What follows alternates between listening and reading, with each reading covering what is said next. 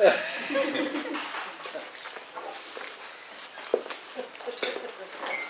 the cover off the lens.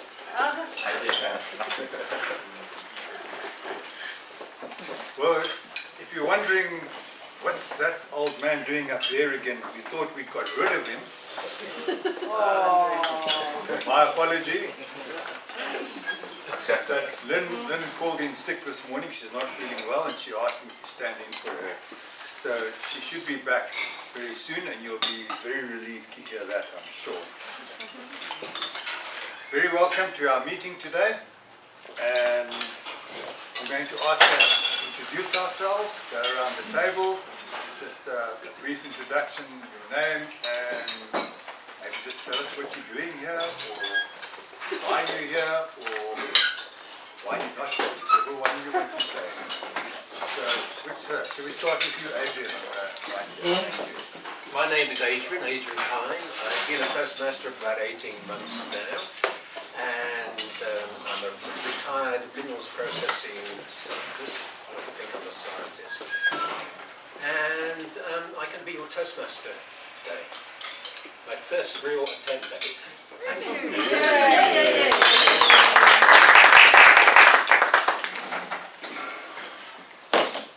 Hi everyone, my name is Tanzeka. I am a visitor here today and I work for microbiology testing lab. And yeah. Plenty of samples around if you know.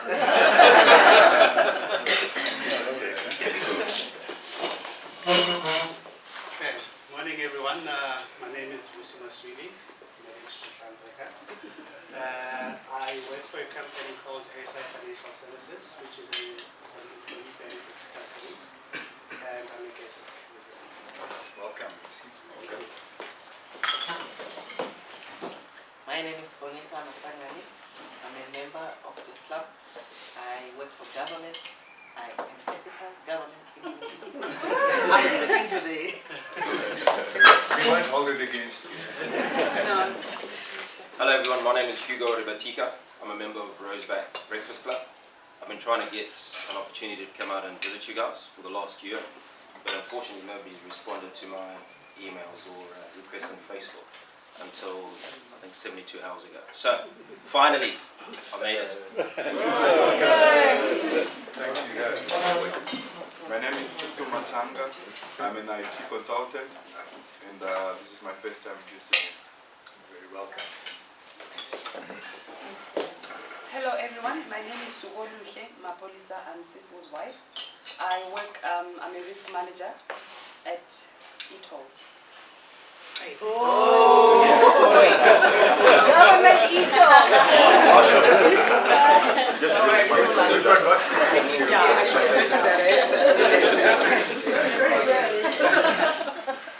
Morning everyone, I'm Judith Taylor. What do I do? I sell design software. I'm not a member of this club, but I'm a regular visitor. I'm just practically part of the furniture. Yes. My home club is Mariswe. It used to be UWP. And I've got most of the brass.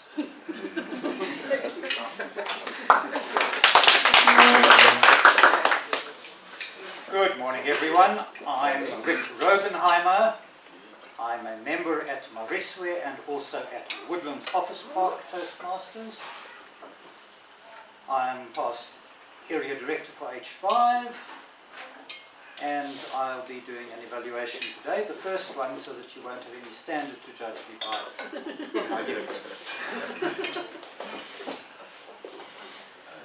Hi there, my name's Anay and I'm a member of the club.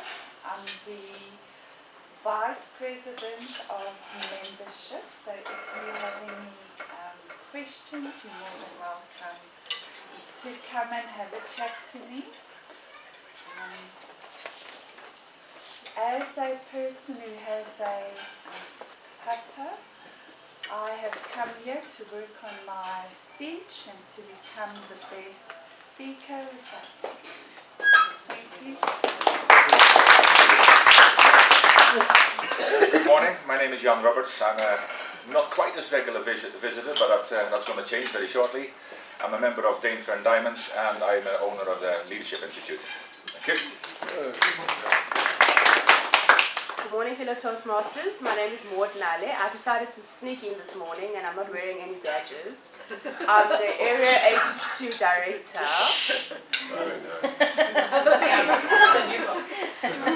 I wear a few caps in Toastmasters. I'm the President of Randburg Toastmasters, which is in Division S, Area 3. And I've also launched a new bilingual club which will form part of H2 and it's called Lavalier.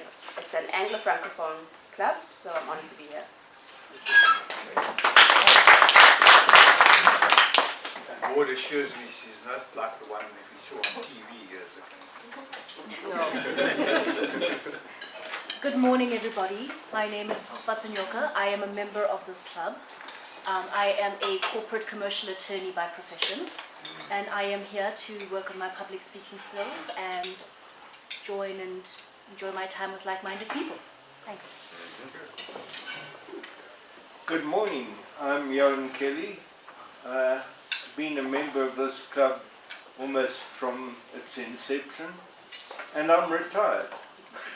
Thank you. Hello everyone, morning, Lucinda, and I'm a member of this club, funny enough. Well, I think that's for a month now. How amazing is that? Was a visitor, I think, for about a year. And I'm also coach of PwC, PricewaterhouseCoopers, so anyone wants to pop around, please do. And I do tend to move around the clubs, like now organising for some of the clubs to come to Santon. And I try and stay out of mischief as much as I can. That's my biggest task often in life. And I'll be speaking to you. Stay out of mischief by causing mischief. Hi everyone, my name is Tanya. I am a member of this club, and unfortunately today I'm without my glasses. I broke my frame, so I can see pretty much no one at all. And I have digital glasses, so not only can I not see any of you, I also pretty much can't see this. So I have no long-term focus or short-term focus. So it's going to be a very interesting day today as an evaluator when I need to be back just now my report. Some people speaking like that. Oh, really? Well, I don't know how they do it. Good morning everyone, this is my second attendance as a member of this club. I've been here 4 times, as a visitor twice and as a member twice. I'm speaking today for the first time, my icebreaker, and Rick will be my evaluator. Thank you.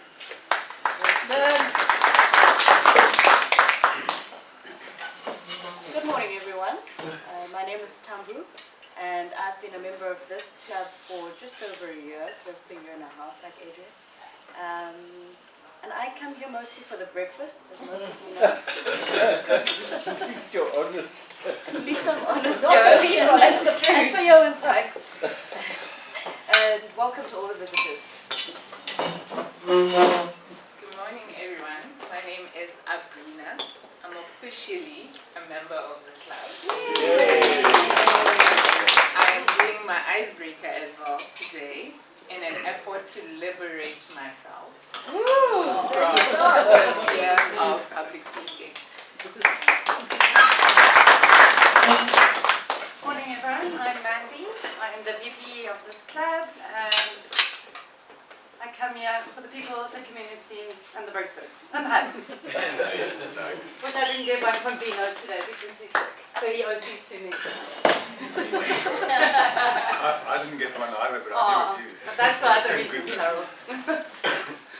Morning everyone, I'm Kobus Marburg. I'm the current Vice President of the club for Public Relations, and I am the guy who responded to Hugo yesterday, the day before, to tell him about the meeting.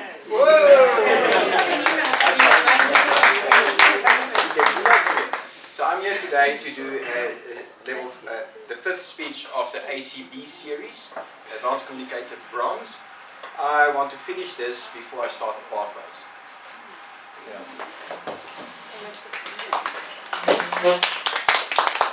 Good morning everybody, my name is Dino Lupini. I am the Sergeant at Arms of this club.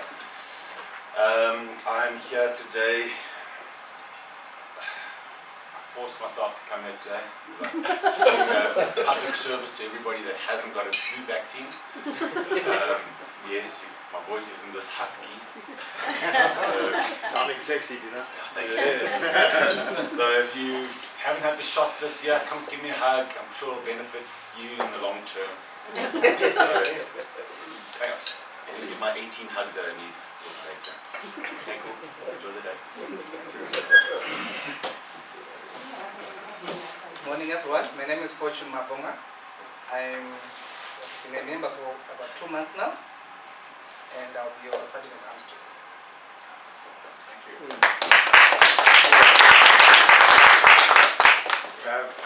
Right at the back there. Good morning to everyone. My name is Doni Sohini. I am a member of this club since last year, October. I will be taking care of registrations for this year. Thank you. That table. Morning everyone, my name is Nancy. I've been a member of this club working for about 3 years, over 3 years. Do you know, am I right? Yeah, you're right. Yeah. And my role today will be that of table topics. So those of you that don't have any roles, I will be seeing you during the break.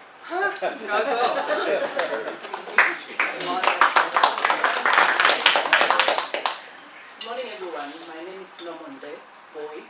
I'm a member of CIS Toastmasters Club. Welcome. So for those who are new here, you'll see we clap a lot. So I'm just going to ask you to warm your hands up by clapping for each other for the introductions.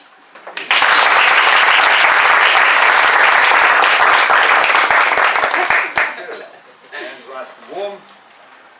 Any apologies besides Lynn, our president? Yes, we have Permit, Kisa, Nandi, Lynn, and Nakumbi. Thank That are past apologies. Thank you very much. All right. And program changes, Mandy? Yes, we do. Rick will be evaluating Peter's speech, and Annika has asked for her speech time to be 7 to 9 minutes. 7 to 9. Yeah, so that will be Annika's speech, and Rick will be evaluating Peter.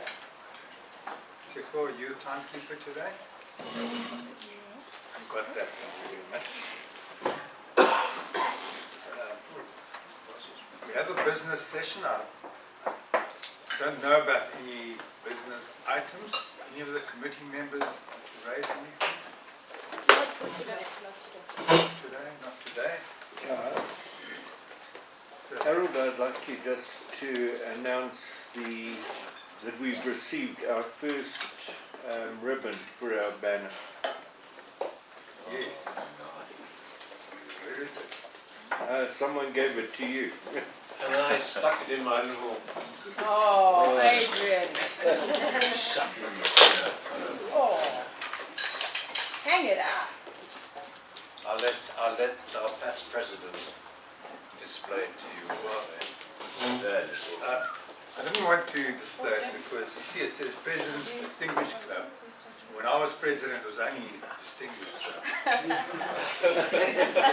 Harold, can we get a photo quickly? Yes.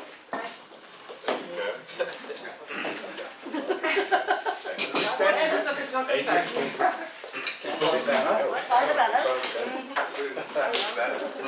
Just hang on the banner. I'll hold this in, okay. You're holding me up as well.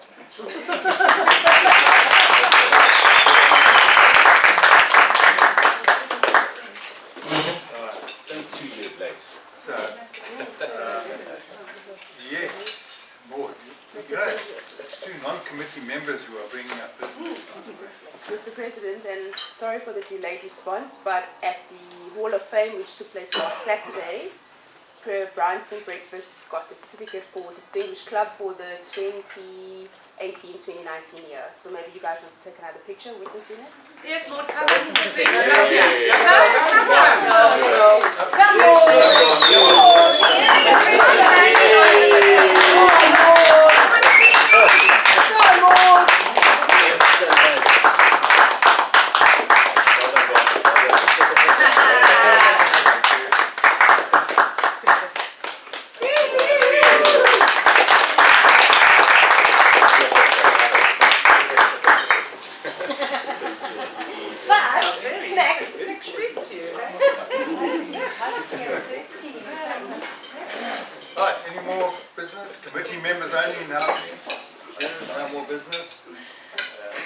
great pleasure to hand the meeting over and control of the meeting over to our Toastmaster for the day, Mr. Adrian Hine. Please give Adrian a warm welcome.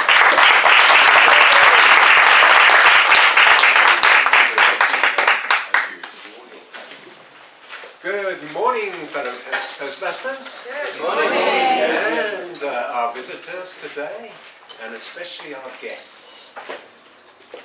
I'd like to see all these couples coming together, so we've got the potential of having new members. Being the treasurer, I like to send out invoices, but according to this little timetable here, I've got 15 minutes to give an explanation for the theme, because we have to get all our speeches done by 10:30, 10:15, I think it is, all of us. So I'm going to make it pretty brief. Now, for the benefit of our guests, I think it's appropriate to give you a little bit of background. I'll kind of run into the theme of what today is women, but I want to try to get into the meaning behind that theme there. Toastmasters was founded way back in the 1920s by Dr. Rolf C. Smedley. And he wanted people to learn. He was a member or leader in the YWCA, the YMCA. The YWCA is a totally different organisation altogether there.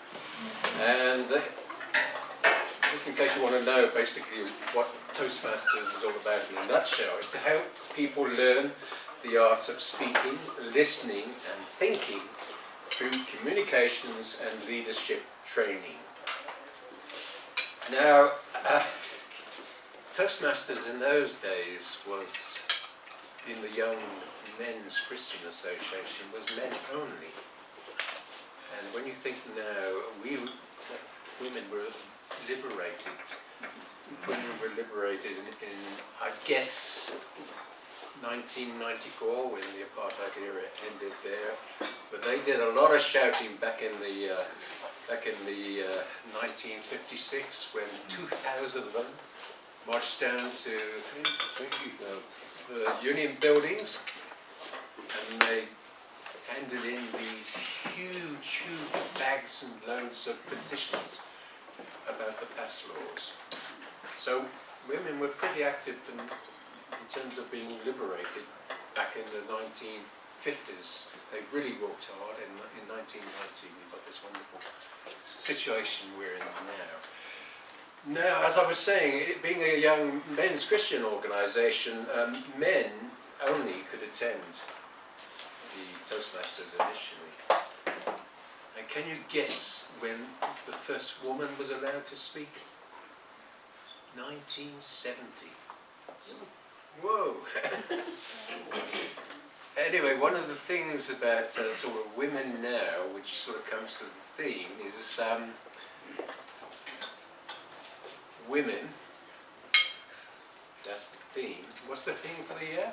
Women are better than you think. Because they are, what's the word? Better than you think. Yes, the next word? Liberated. Whoa! There we go. Anyway, let's get on to the proper proceedings now.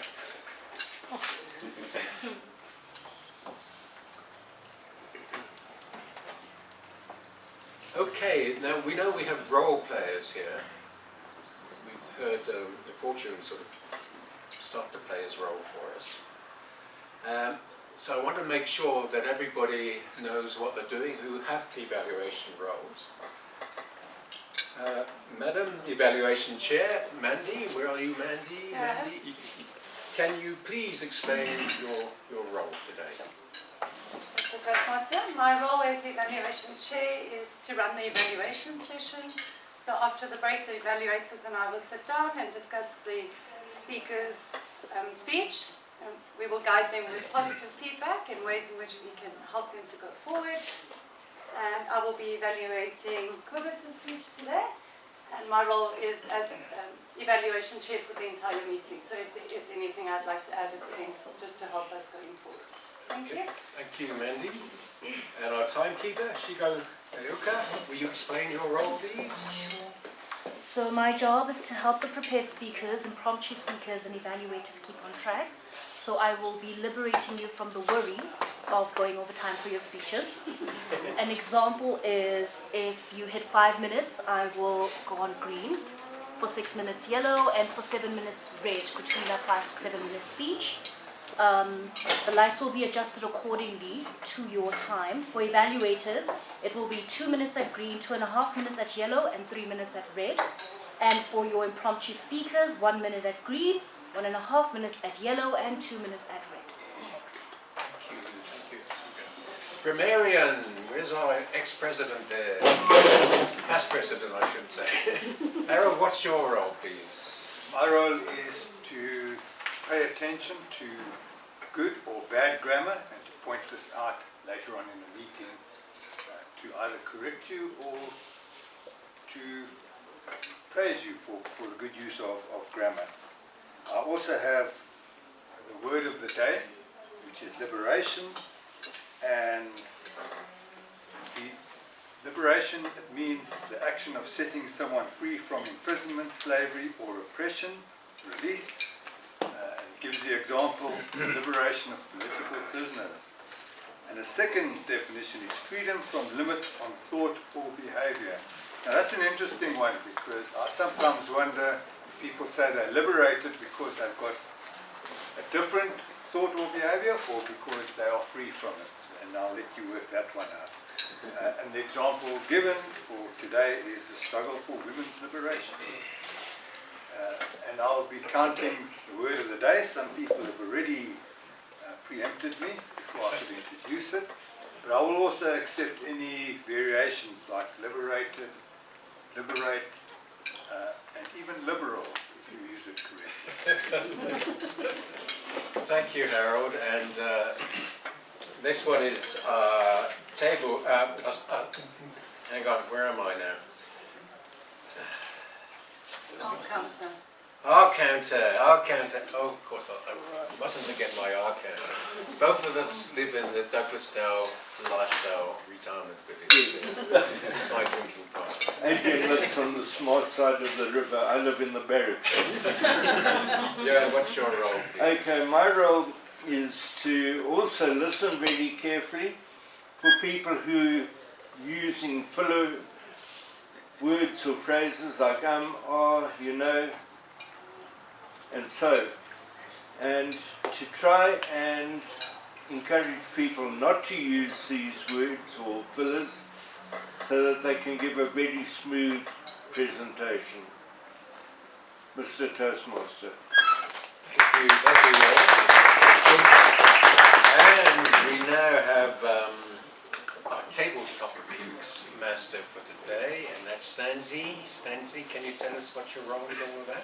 Yes, please. Sure. My role today will be that of the table topics master. So the session is to encourage all of you that don't have any speaking roles to speak up for 1 to 2 minutes.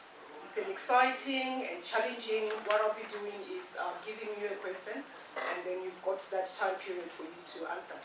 And the theme today is also, or the questions that I have rather, they are also in line with the theme of today, which is women. So I encourage everybody that don't have any roles, please, to see me during the break. Thank you, Stanzi.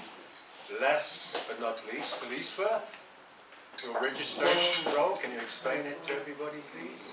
Okay, my role for today is to take care of registration, to make sure that everyone has paid, and later in the meeting, after the meeting, to make sure that the amount balances. Stressful part. Okay, thank you very much, all our role players there. And we have 6 people, which is quite a good number of people giving speeches today. There's Peter, Brina, Monica, Judith, and Gobus. And Lucinda, I do apologise. No worries. I need to put my glasses on, I think. I'll do a silent speech. Okay, shall we get going? Can we just go through the order again? Is the order as it appears in the... Yes, okay, we'll do. So the order is Peter, Abrina, Annika, Lucinda, Judith, and Corvus, as per the list on your little program there.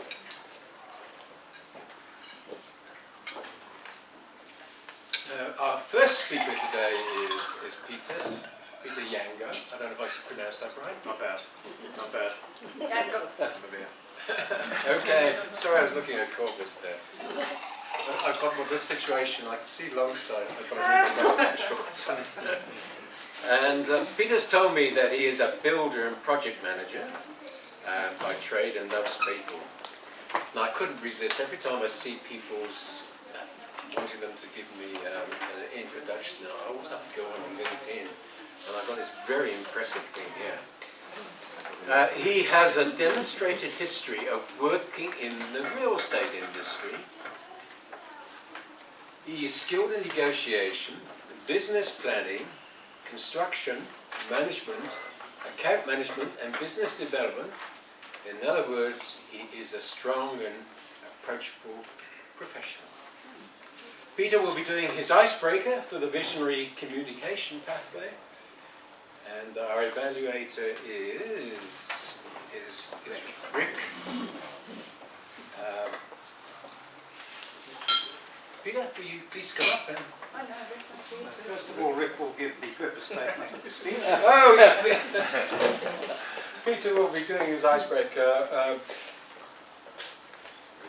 Rick, at that time, I put more X's down there, I didn't know you were going to be. Can you please tell us about Peter's project? Thank you, Mr. Toastmaster. The purpose of this project is for the member to introduce himself to the club and learn the basic structure of a public speech. Thank you, Mr. Toastmaster. Peter, will you come up?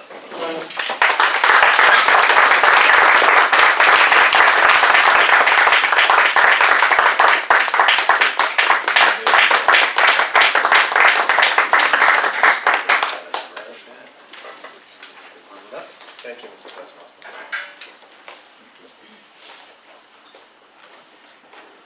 Good morning all, and thank you, Mr. Toastmaster. Today's theme, women, so I thought I'd just start off on that quick note. I'd like to give a little round of applause for all the women sitting in this room. One short time. We obviously all appreciate the women in our lives. I love women. I was raised by women predominantly. I haven't been raised by that many men in my life, but mainly women. So I'll get straight into it. I have, or had, two grandmothers. In Greek we call them yayas. As my mother, a few aunts, a few domestic workers. There were always women in my life. So, my name is Peter. I'm 35 years old, and I'm a single child, only child, and I'm a first generation Greek Cypriot South African. I was taught by my Joburg yaya, or grandmother, that we the Greeks are the earth's supreme beings, and we invented everything. And I always asked why? Because we are Greek. That's always what I got back. Also, that God comes before everything, and we must always put our hopes and faith in Him. If we do that, everything will be okay.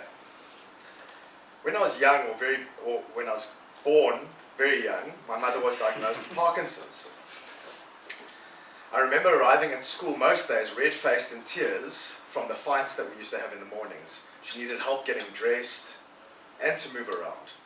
Her medication affected her moods, her movements, quite heavily, and that put a lot of pressure on the family. Mom and Dad had a turbulent relationship, and for the most part, and ended up in divorce quite young. When I was around 7 years old, I started getting bullied by my best friends, and eventually most of the kids at school. This lasted throughout all of my primary school career, and somewhat into my high school career as well. At home, we never really spoke about the real world or life in general. My dad was absent, my grandfather was always working, my yaya was a housewife, and my mom ran her own business with one of her best friends. I had no idea about work, finances, relationships, or anything for that matter. Growing up, Growing up, I was a quiet and reserved boy. I was impeccably mannered, helpful and obedient, and I wouldn't question anything or anyone. I greeted everyone politely.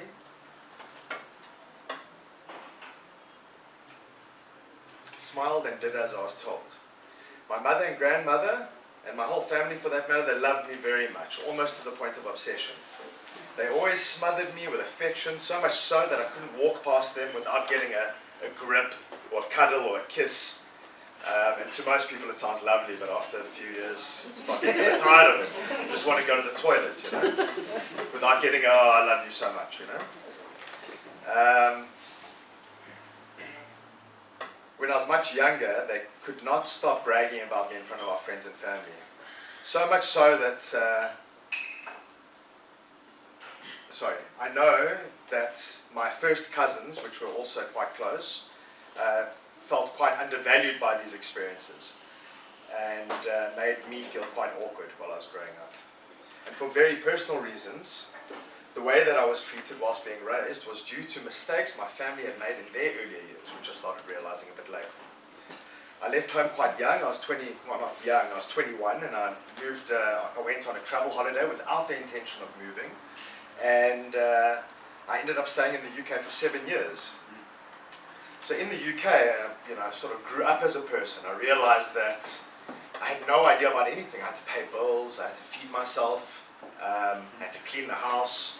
I had to do all these things which I had no idea that actually happened while I was while I was growing up. My professional skills grew quite quickly. I was 23 years old and I ended up competing with people that were 40, 50-year-olds, and I was actually getting the positions. I had a great time in London and did a lot of traveling and a lot of spending of money. In 2012, my grandfather passed away suddenly, and I ended up coming back home to support my family. My girlfriend of 1 year ended up coming home with me. Imagine being in your late 20s, early 30s, and moving in with your mother and your grandmother just after your grandfather passed away. This was the most intense environment all of us had ever endured.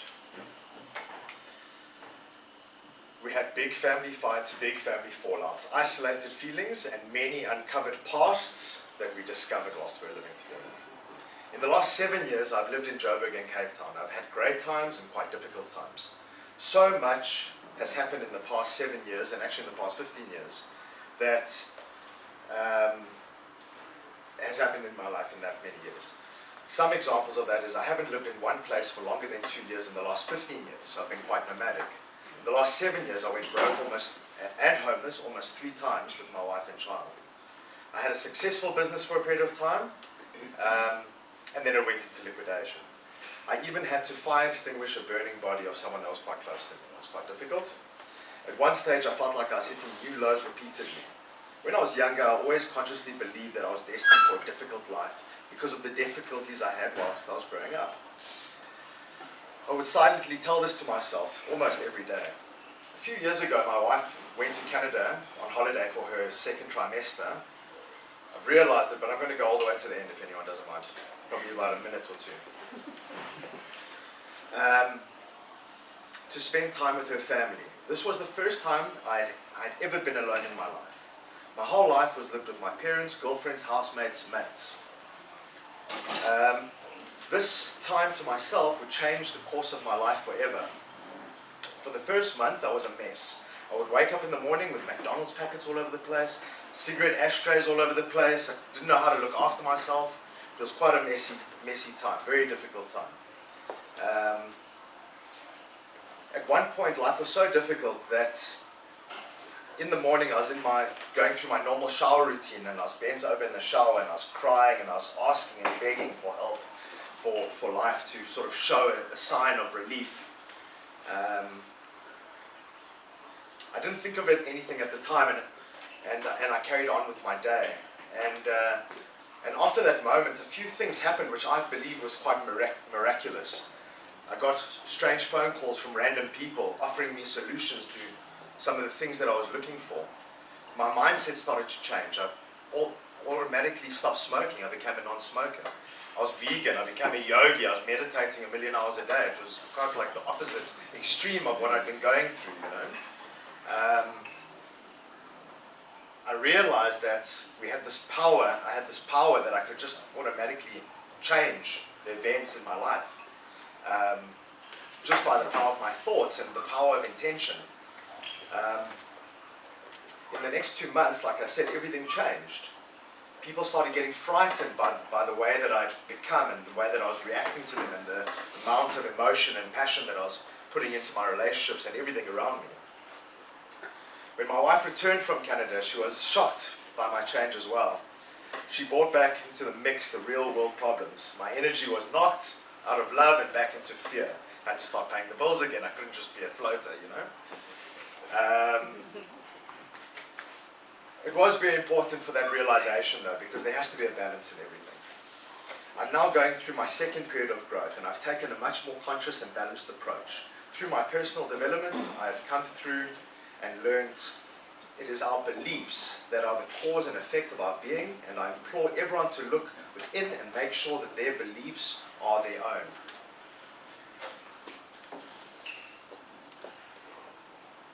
Now that I'm coming to the end of the speech, I feel a sense of liberation on the completion of this talk, and I really appreciate that everyone's listened to my 2 cents. Thank you so much.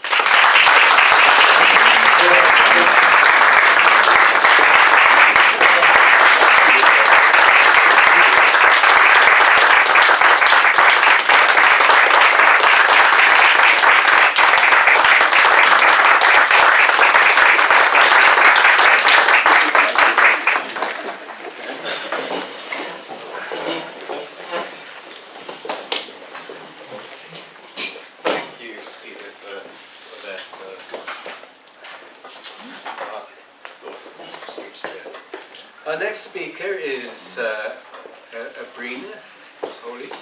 Abrina works. No, she actually gave me something. No, that was on it. Abrina, I had to, when I don't have all the information at hand, I always go to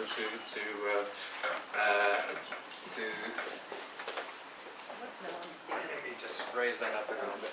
You still see me. I had to go to LinkedIn to see if I can find anything about it. So, Abrina, correct me if I'm wrong here. You work as a human resources practitioner, is that right? Yesterday. Yes? Yes. Okay, thank you. What else do I know about you?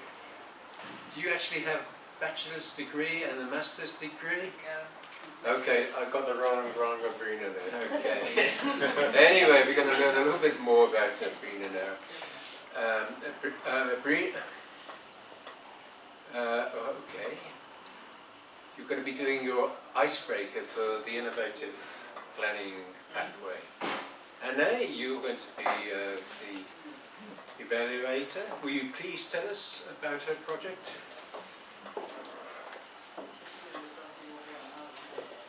As with Peter, the purpose of this project is for Abrina to introduce herself to the club and learn the basic structure of speech.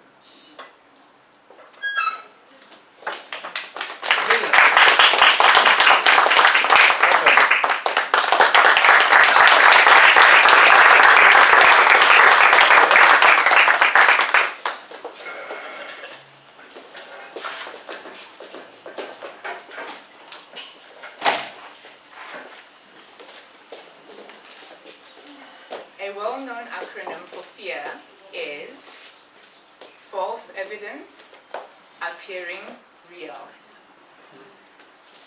The acronym that has been controlling my life is forget everything, and run. This acronym has been the basis of my life for a very long time, and I am tired. I am exhausted of running. Mr. Toastmaster, fellow Toastmasters, visitors and guests, my name is Abrina Mushole, and I've made it my mission this year to liberate myself from the fear of public speaking, fear of being alone, fear of success, fear of failure. I mean, the two that I just mentioned do not make sense. Am I afraid of failing, or am I afraid of succeeding? Can I just make up my mind? The fifth fear is the big one. Fear of the unknown. That has been my mom's problem for a very long time. Fear of the unknown. And obviously I couldn't escape that. I had to inherit it. So basically the fear of the unknown is I'm afraid of everything that I do not know. What a wow. Like, I mean, who's afraid of things that you don't know? So clearly, this acronym has not been working for me. So I have decided to adopt a new acronym. That acronym is Face Everything and Rise. This is the reason, ladies and gentlemen, I'm standing in front of you, my heart pounding, my knees shaking, my palms wet, in an effort to face my fear of public speaking. And I thank you for your support and for listening and for your encouragement. In facing my second fear of being alone, I had to do that due to my divorce 5 years ago. I actually discovered that I enjoy being by myself. How about that? I've been afraid of something that I enjoy. I enjoy being by myself, reading for hours on end. I enjoy meditating. I enjoy investing time in myself, doing personal development. And I enjoy going for long distance runs. In fact, I wake up at 4 in the morning, drive all the way to Pretoria to run a 21-kilometer or a 42-kilometer marathon. Don't judge me. I know there's something wrong with that. We all have our own issues. My third fear of failure. I know this for a fact. There is a lesson in everything that does not go according to plan. So, in addressing that, I look at all my failures and ask myself, what is this here to teach me? I grab the lesson, apply it in my life, and move on. Fear of success. Funny enough, my running long distance has taught me to handle my fear of success. I set a goal, put in the effort, and when I do achieve that goal, I celebrate.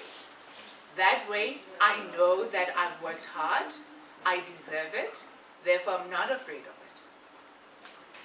it. In addressing the 4 fears, being fear of being by myself, fear of public speaking, fear of success, fear of failure. The fear of unknown has become invalid. So we are winning. The journey continues. Thank you, ladies and gentlemen.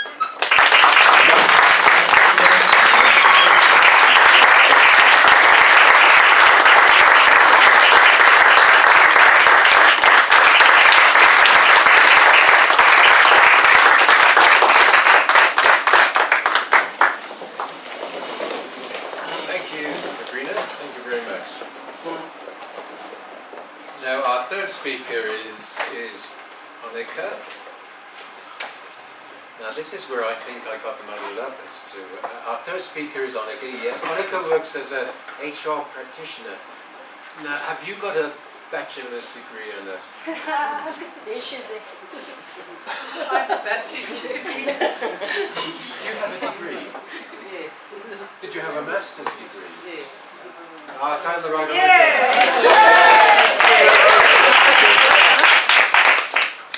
And I know you just gave me a piece of paper there, but I'm just curious to know is there a connection with full details on LinkedIn. So if you look for Annika on LinkedIn, you'll get the full details. And Tanya, you're the evaluator for Annika's speech. Will you please tell us about her speech? It's not going to help you, but thank you. I've had 3 officer glasses already. Thank you. Annika, the path you are on Pathways is called Persuasive Influence. And the purpose of the particular project that you're on today, which is Connect with your audience, is for the member to practice the skills needed to connect with an unfamiliar audience. The speech is supposed to be 5 to 7. But we have for an extension here, it's 7 to 9. And the reason for this is Annika is going to be delivering the speech at work to her team. And this is a simulation of that today. So for the purposes of this project, we are staff members, and you are our boss. Is this correct, Annika? And we're in a staff meeting. Okay? So put yourself into that role for the purpose of the speech, if you could. Thank you. Annika, enjoy. Annika.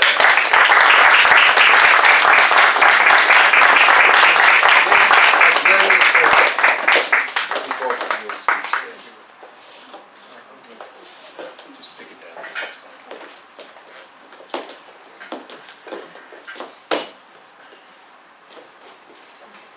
Happy Women's Month. Mr. Toastmaster. We have the most experienced and talented team than any other district. We have more resources than they do. Yet, in spite of all that, we are number 15 out of the 15 districts. Can you share with us why is that? Judith? John? Thank you. Good pointers. In addition to that, we are not functioning as a team. We need to build a tenacious team that achieves results. Look around the room. We are the greatest. There is a stigma attached to us. Our reputation is ruined. Colleagues from other districts keep on saying, we don't wish to associate ourselves with JS team. Yes, us too. We don't wish to be contaminated by their unappealing attitude. Colleagues, our monthly reports substantiate that we are not achieving our goals.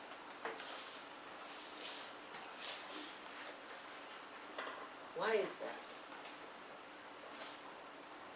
We receive complaints from dissatisfied clients daily, and most of them are looking for Tambu. Telephonically, Tambu. Emails, it's Tambu. Even from the MSS hotline, Tambu. I understand. We have old resources. We suffer break-ins repeatedly. Our stakeholders are non-responsive to our needs. Our unique personality traits cause endless conflict. The office is toxic. But I believe that JS can be transformed. We can stay like this, or we can fight our way out of the status quo. We can climb out of this stigma 1 inch at a time. We can view this adversity as an opportunity to rise above all that we have been through. Should we wish to see change, we should be the ones changing. Then there will be change. Be the change you want to see. We do not need magic to change. We have the power we need inside ourselves. The power to imagine better. The power to create an environment that is it's a wonderful adventure. The power to excel. What change will you effect to change?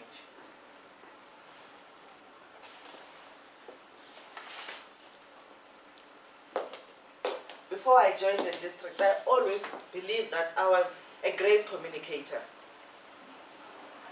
because of my straightforwardness. Until one day, my manager followed me after a meeting.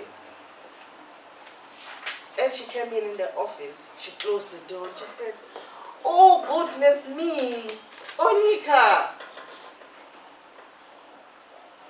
be tactful when you speak." While it was hard to accept, another gentleman, after another meeting, he followed me and he said to me, "Oh, we're my sister. I'll try to be diplomatic." From that day, I realized that this was serious. And I joined Toastmasters to improve on my communication skills and leadership skills.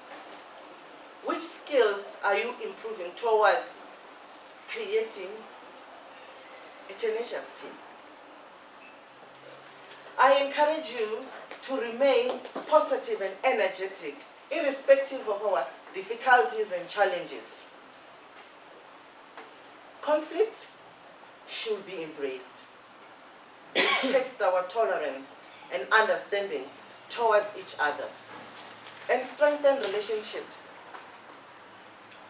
We have great minds, and great minds talk great ideas, not indulge in colleagues' weaknesses and mistakes. The team needs team members that will start asking how and less why. When Maud get a promotion, we asked, why is she promoted? Why wasn't Eon that is promoted? Instead of asking, how can we work better with Maud? We all dislike meetings. Instead of asking, how can we have fewer, more effective meetings, we keep on asking, why do we have meetings, so many meetings? How will lead to innovation? The team needs catalysts that will bring solutions. We do not choose the children that we give birth to. They just come, boom, it's a boy, it's yours. That's not my nose, it's yours anyway. We don't choose our neighbors. We don't choose our colleagues and managers. And we need to make it work. The world is imperfect. We have imperfect managers and colleagues, imperfect offices and resources. We need to make it work. The highest performing teams, it's not because of they're the strongest, the fastest, or smartest.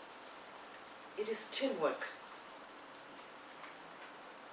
That's the Toastmaster.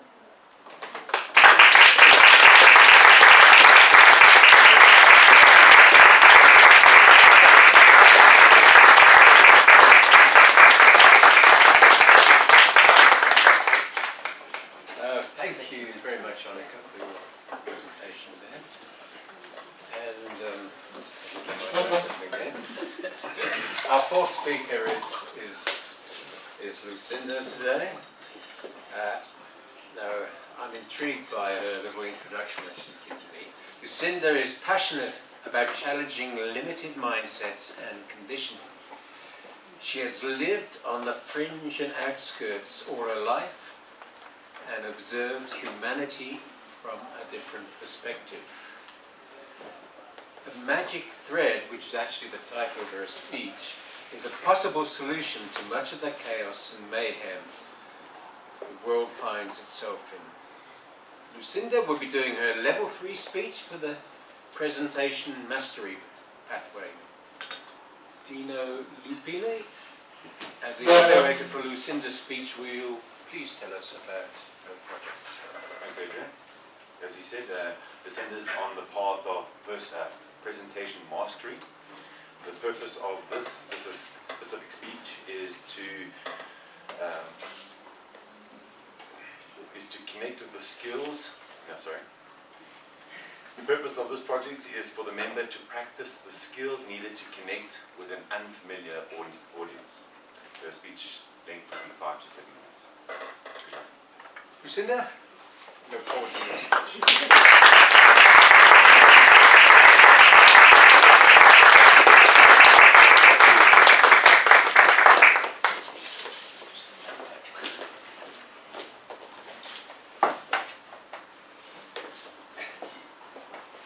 Toastmaster, ladies and gentlemen. By a show of hands, who in this room has ever been discriminated against or rejected due to their gender, their race? Maybe it was a physical impairment. Maybe it was due to sexuality. Me? I certainly have.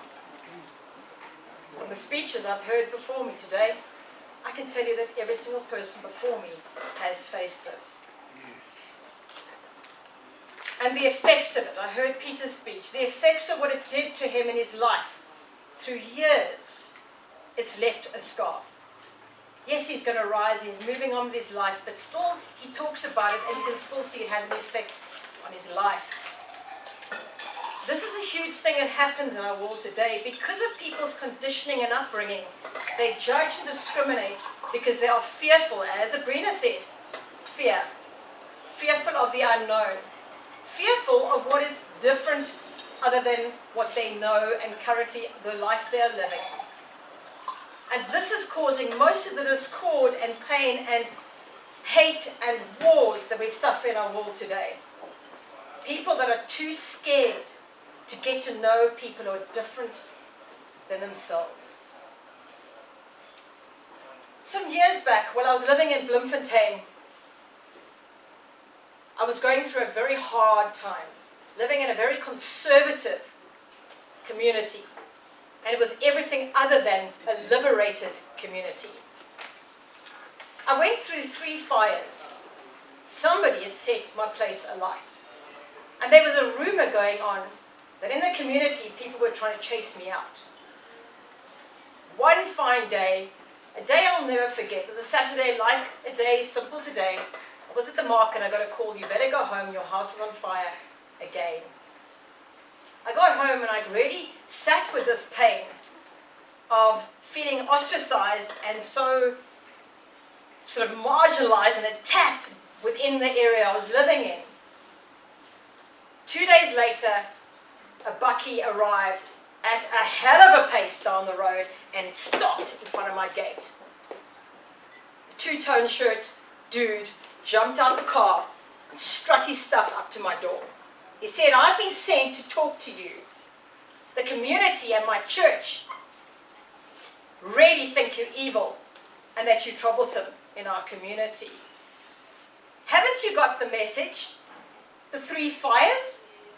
Don't you get it? We want you to leave. We don't want you here in our community. We want a heterosexual, male patriarchal, religious order. That is what we want. We don't want freaks like you here. News is out that you are infectious and contagious and that you're going to infect our wives and they're also going to become gay. Now it's laughable to me, it's laughable to this room right now. But this is a mindset that lives in our country. A very set one, in a city. And I looked at them and I realized that this was really serious. I saw the severity of discrimination and hate more than I've ever really got. I faced it my whole life, but then that moment, he said, if you don't go, we're going to kill you. Make up your mind. Pack your stuff and get out, or we're going to take your throat. For 1 year ahead, I literally went into depression. I felt shameful, I felt alienated, and I was scared. Fear drove my day, as Sabrina explained in her speech. too scared to go anywhere. I was jobless, no one would give me work, news was out, no one would employ me, and I was English on top of being gay. I had no chance at that time.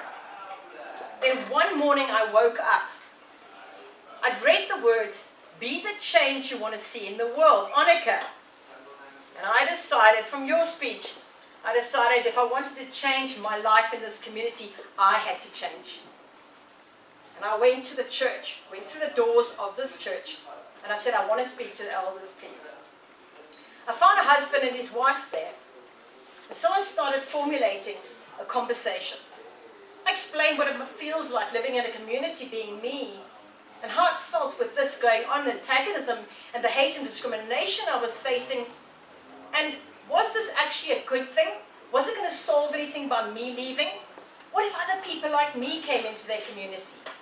Do they want to create like an Orania kind of thing, which is only solely certain people only? But what about entertaining a place and they were in a church? What about something called love? What about something called acceptance? What about kindness? Isn't that what these things should all be about? And so I started formulating a friendship with the one lady. And slowly but surely she started speaking to the different people in the community. And slowly the mindset started to change. They saw the humanness in my heart and my soul. They realized I wasn't a threat, that I didn't want their wives, that I was here just because I wanted to be happy in my own space. And little by little, I started working with the Community Peace Forum. I started helping within that area. I helped the Human Rights Commission in a place of Bloemfontein, which is so conservative, to help them, to liberate them, to free them from this where they're at. Now, why am I bringing it into this room? Why have I brought it in this forum? Because in any group of people, we're going to have difference. In this particular club, there's delicious diversity here for us. We've got people of different beliefs. We've got people who come from different stories, backgrounds. We've heard 3 today. And the thing is, are we going to be fearful and create conflict and discord? Or do we believe in this magic thread that I bring to you today? It's a magic thread that starts in your heart. You put your hand in your heart and you open your heart. You start to see the humanness. Like the Dalai Lama said, look at others with soft eyes. See their heart and soul. Listen long enough to hear their story. They might just touch your heart in a way no one else can. And why don't we in this club take that thread and weave it person to person, heart to heart, and create a ripple and a beautiful place, a club, where people feel accepted and loved for being exactly who they are. And we celebrate diversity and difference with an open, joyful heart. Will you join me in my mission to weave a magic thread?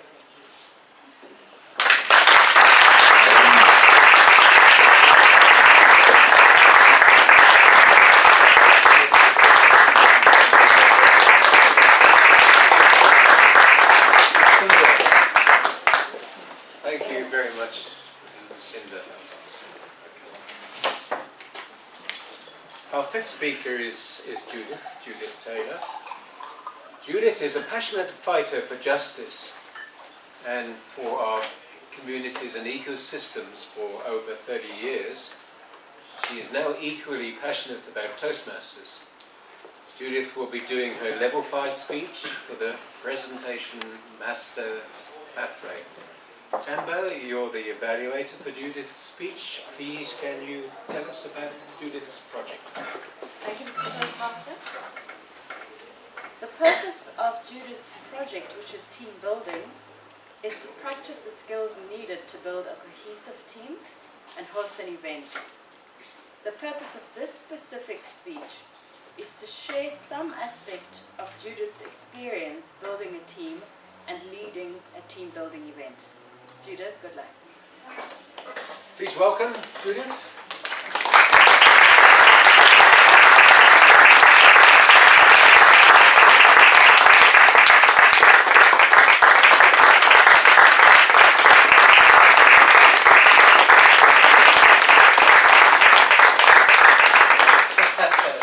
Welcome, Judith. Her title of her speech is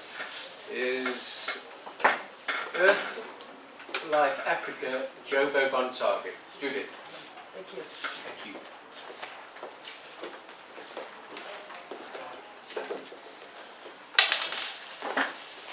Mr. Toastmaster, ladies and gentlemen, I wear this t-shirt with pride. A year and a day ago, we had a celebration at Earthlife Africa. We actually ran it at Fitz because there's more room there. And we had the biggest gathering of all the old starters of Earthlife Africa. Speeches, celebrations, and they were in order. 30 years for an NGO is good going, especially when your funding comes from Henrik Boll, the Swedish Society for Nature Conservation, and similar outside funders. No time has Earthlife ever used a corporate funder. They've all been independent. A big change happened in 2012. We got into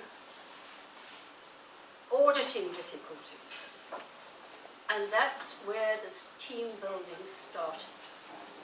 We had to rebuild the whole team, and we had to do it fast, because the Swedes were very upset, and I'm actually going to have to use this. The Swedes were very upset that, thank you, that we hadn't got our auditing sorted. We had to get rid of the old way of doing things. So we formed a change which produced the team building. SSNC, the Swedish organization, took us on a week's team building setup. And we had to start building a team, or I certainly did, because I couldn't get up the stairs. So I had to wait until somebody could come and give me a hand. They hadn't realized that there was somebody who was having mobility problems. That first team building worked. We shook out the dead people who were not participating. We liberated ourselves from the problems that we were facing. We got our books working. We got our auditors auditing. It was quite a struggle. The next year, we did another team building session with the new liberated team. We'd gone from an NGO to an NPO with a board of directors, and I'm proud to say that I'm one of those directors. But what is the outstanding thing about team building? It's not to treat it as an event, once off. We have been team building since we started in 2012, and it's been serious. It came home to me very, very powerfully on the 11th of July when we had a board meeting. And it was myself, Makoma Kala, who is Rothman's winner for 2018 of the Ecological Prize, Dora Labella. Sabina wasn't there because she just had a baby. But you notice something quite common here. 4 powerful women running this organization, stopping, and Makoma is the one who's really done it, stopping coal mining where it shouldn't be, keeping tabs on what's happening with nuclear. We don't want Tenspunt. Tenspunt is a sacred site for the people who live there. It should not be turned into a nuclear power station and nuclear waste. Our team building continues. when we had that board meeting, the passion, the commitment, and the speeches that came out of Mokoma and Dora were impressive. I'd been doing something similar 2 days previously, where I said there was nothing that was going to stop me from fighting for clean water, clean air, clean soil, so that we can have food. I've been talking to a lot of people about that. Our team building is an ongoing commitment. The country needs Earth-Life Africa to make the changes that communities so desperately want, to get rid of the situation in Mfuleni, where they don't have clean water. They have sewage running through the streets. And this is the fierceness, and this is why we have to make team building an ongoing process until we have got the community changes that we desperately want. Mr. Toastmaster.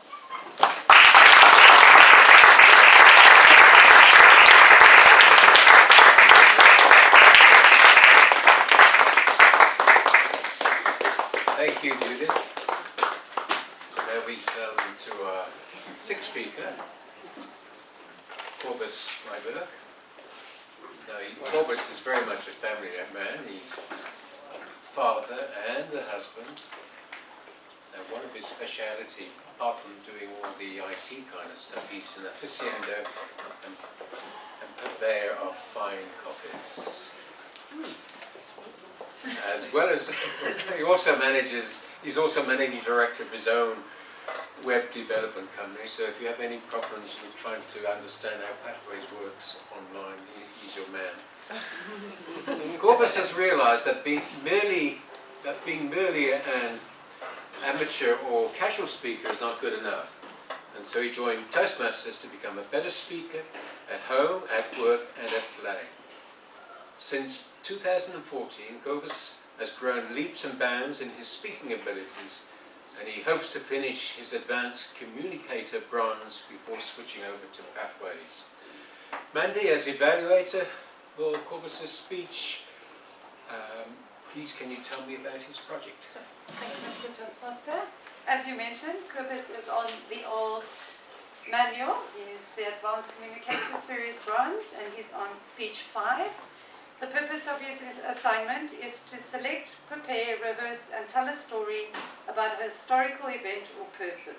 The event or person can be mythical, imaginative, fictional or real. Corbus needs to have a story that has a plot, setting, conflict, characters and action and builds to a climax. He needs to use descriptive dialogue to add feeling to his story. His time is 7 to 9 minutes. Corbus, we look forward to your speech.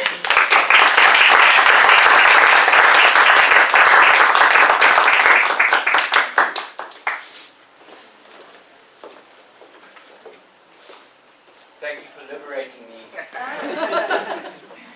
Disturbing. Work comprises of what a body is obliged to do. Play comprises of what a body is not obliged to do. Mark Twain. Mr. Toastmaster, ladies and gentlemen, fellow Toastmasters and guests. Most of you have heard of the story of Tom Sawyer. In particular, the part where he has to paint a 9-foot-high, 30-yard-long fence. On this day, Tom will learn a valuable lesson through the penmanship of author Mark Twain. A lesson not often bestowed upon a child his age. Tom is about 11 years old and is an orphan. He lives with his Aunt Polly. And being the mischievous kind, he is about to get punished for skipping school in favor of going swimming. They live in a rundown house with unkept surroundings, and they live a modest life, as you can see by his hand-me-down trousers and his faded white vest. His pants being held up by suspenders as he rolls a big barrel of whitewash out of the yard in order to start his job.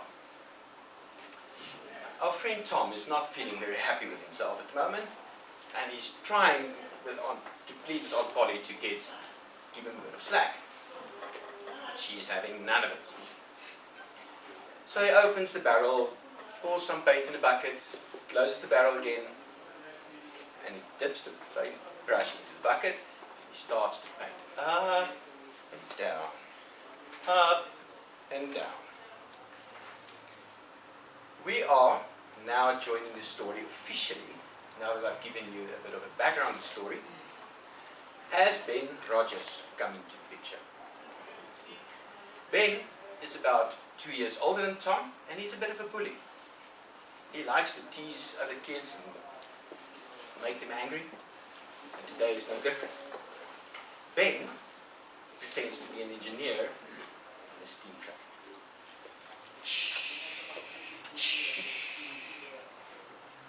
Toot, toot. He looks at Tom and he says, "So, looks like you've got some serious work to do here, boy." Tom remains quiet. He says nothing. Still not feeling very happy about his current situation. So Ben just continues. "So, I'm going swimming today, you know. I was wondering if you would want to come along." Who am I kidding? Tom Sawyer prefers to work. A plan formulates in Tom's mind. He gets a smile across his face. He looks at Ben, points at the fence, and he says, "What? You calling this work?" Ben looks puzzled. He blurts out, "What, are you trying to tell me that is not work that you've got going on here?" Tom says, "Maybe, maybe not. I don't know. All I do know is that I'm having the time of my life." Ben is even more perplexed. "Oh, come on, Tom Sawyer. You can't be telling me that you're having fun over here." "Oh, I'm having a great time. It's not every day that you get to paint a picket fence." So Tom goes back to work. Up and down. Up and down. Ben watches. And eventually, he can't hold it any longer. He says, Tom, my good old friend Tom. Would you mind if I give it a shot?" Tom smiles. His plan is working. Ben, I don't know. Aunt Polly is very particular about this fence. Very particular about who's doing it and how it's done. This here is a very special fence. It's here through thick and through thin, through sunshine and through rain. She's very proud of this fence. And I don't think there's 1 in 1,000 boys who can paint this fence the way it should be done. Maybe not even 1 in 2,000. I don't know. So Ben is getting visibly agitated now, and he says, "Oh, come on, give me a chance. I'll give you my apple." Tom complains for a minute and says, "An apple? For this great opportunity to paint a picket fence? Don't insult me." So Ben thinks a bit longer and he says, Okay, I'll give you my shirt." Tom says, No, Ben, I don't want your shirt." And Ben starts to think again. What can he give Tom so that he can benefit from this opportunity? And eventually he says, "You know what, Tom Sawyer? I'm going to make you an offer that you can't squawk at. I know how much you like my pocket knife. I'm going to give you my pocket knife, Tom Sawyer, but then you got to give me that brush." Tom ponders the situation, the offer for a few seconds, and then he hesitantly gives the brush to Ben. Ben grabs it and quickly goes and dips the paintbrush in the bucket, and he starts to paint. As you saw Tom doing just now. Up and down, up and down. This is quite fun. Tom smiles to himself and says, yes, it is. Aunt Polly is looking through the window and she can see the tip of the brush appearing at the top of the fence, going down. Up and disappear. Appear and disappear as Ben is painting the fence. She smiles. This boy is finally taking action. He's finally taking responsibility for his actions and he's atoning for his mistake. I can't be more happy with this lesson that I've imparted to him. One bag of marbles, one gas lamp, a harmonica, and various other toys, trinket, treasures and trophies. Further, every boy in the neighborhood was painting this fence. Everybody except Tom Sawyer, of course, because he had the arduous task of managing the games and keeping the hype alive. When this job was finally done, he called out to Aunt Polly. Aunt Polly, thinking immediately that Tom is having another excuse, impatiently starts to walk out. And at that moment, Tom realized that he did not have a speck of paint on himself. So he quickly dips the brush in the bucket and he paints all his clothes and his pants and his shoes and his hair and his hands and everywhere. And puts the paint, goes back in the bucket. Aunt Polly comes to him and with a frown on her face says, "What is it now?" He says, "Aunt Polly, I'm done and I've done 3 coats." She turns around to the wall and the frown turns into a soft smile. This is impressive. She can't be more liberated in her happiness that she was able to impart such a valuable life lesson to Tom. But she couldn't be further from the truth, because that was not the lesson that Tom had learned today. Today, Tom had learned a valuable human law having to do with trade and transfer. In order to raise the value of something to someone, there is nothing more important than to make that object of desire difficult to attain. Mr. Toastmaster.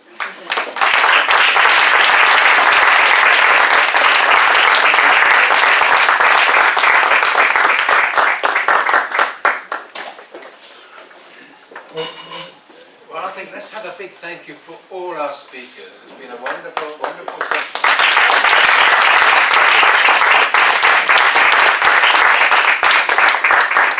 Yeah, to sort of sum up the sort of feeling that I sort of got from all these presentations there, sort of reminded my little statement about what Rob Smedley had to say about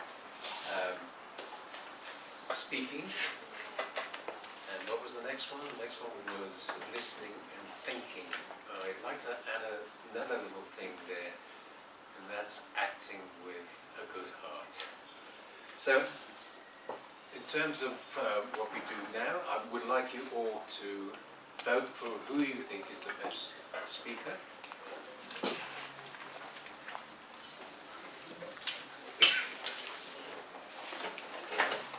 And then we are going to take a break. Mandy, how long do you think we should take? Time is flying on quite quickly. Yeah, we just need a timekeeper report. Oh yes, thank you, thank you. Yes. All right, so timekeeping for prepared speeches. For Peter, you were at 9 minutes 54 seconds. Abrina, you were at 4 minutes 38 seconds. Annika, 6 minutes 42 seconds. Lucinda, 7 minutes 17 seconds. Judith, you were at 6 minutes 5 seconds. And Clovis, 9 minutes 14 seconds.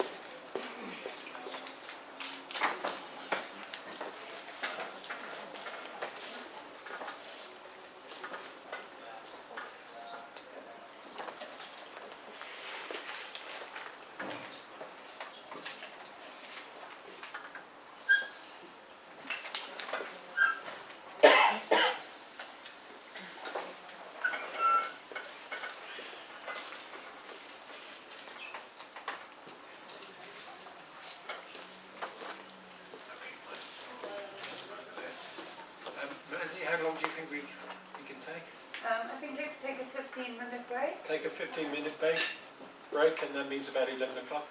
No, well, that's okay. Yeah, that's fine. 11's fine. Do you think that's okay? It'll do. Okay, let's take a 10-minute break, and then Fortune will 15 minutes time. Yes, come back. Bang it back again.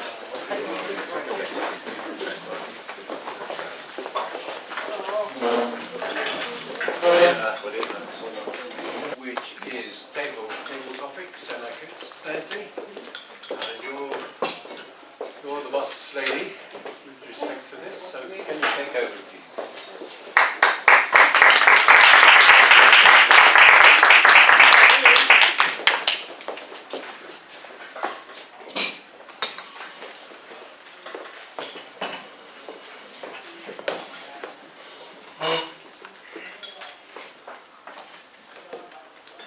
Thank you, Mr. Toastmaster, fellow Toastmasters and guests. As explained earlier, the purpose of table topics is to give everyone an opportunity to speak at a meeting, as well as to learn to speak on your feet and give speeches without advance warning. Improved speaking is a good skill to master as part of self-development, and the best way is to do it. You cannot learn by just simply observing. This is a fun session, and you should not be afraid to speak, because it feels the same way for everyone when they started. So the only way that you can be able to learn is by practicing more often. So thank you to those that have put up their hands or that have agreed to speak. And the session is going to be for 2 minutes. So you see the green light at 1 minute, yellow light at 1.5 minutes, and red on 2 minutes. So try to speak up until the green light comes on. But of course you can continue speaking up until you see the red light. Okay, today I'll be asking questions which are based on the theme today, which is women. Okay, so if I can just call upon my first speaker, which is Yuga. Yuga, your question is, if you could pick a woman who has made an impact in your life, who will it be and why? I'm going to repeat that again. If you could pick a woman who has made an impact in your life, who will it be and why?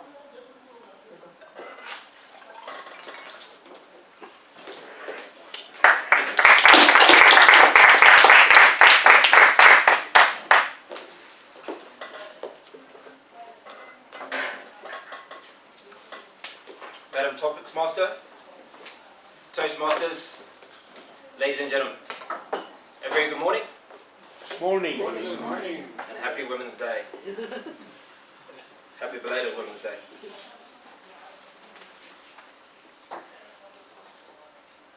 Pretty simple answer, pretty straightforward answer to the woman that's been most impactful on my life, and I'm sure has been impactful on the lives of many of us. That woman has to be my mother. Peter spoke about his mum and spoke about the many women in his life. And it really is about sacrifice. Motherhood seems a pretty simple thing. Standard. Mom, I need this. She provides. Mom, I hurt myself. And she nurses you. Mom, I have a headache. She knows exactly what to do. I remember when I was 6 years old and sitting on the kitchen counter and having a chat with my mum. And I was telling her about Kim, the blue-eyed blonde that I was madly in love with. That was going to be her daughter-in-law someday in the future. Interesting conversation. Fast forward many, many years later. I was having a discussion with my mum, a similar one, about the woman who wasn't Kim, who wasn't blue-eyed, who wasn't blonde, but had become a daughter-in-law for many years. But unfortunately, at this juncture, was about to become her ex-daughter-in-law. So that process, over many years, had remained the to say. The advice she had given me when I was 6 years old, and the advice that she gave me as I was nearing 40 was very similar.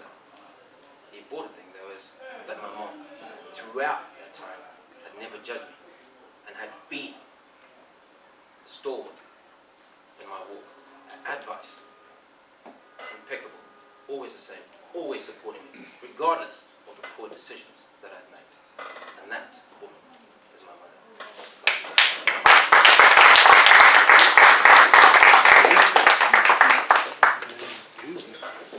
Hi, thank you, Yuga. Sure, my own kids will have all those nice things to say. My next speaker is Jan. Jan, if you can please give me.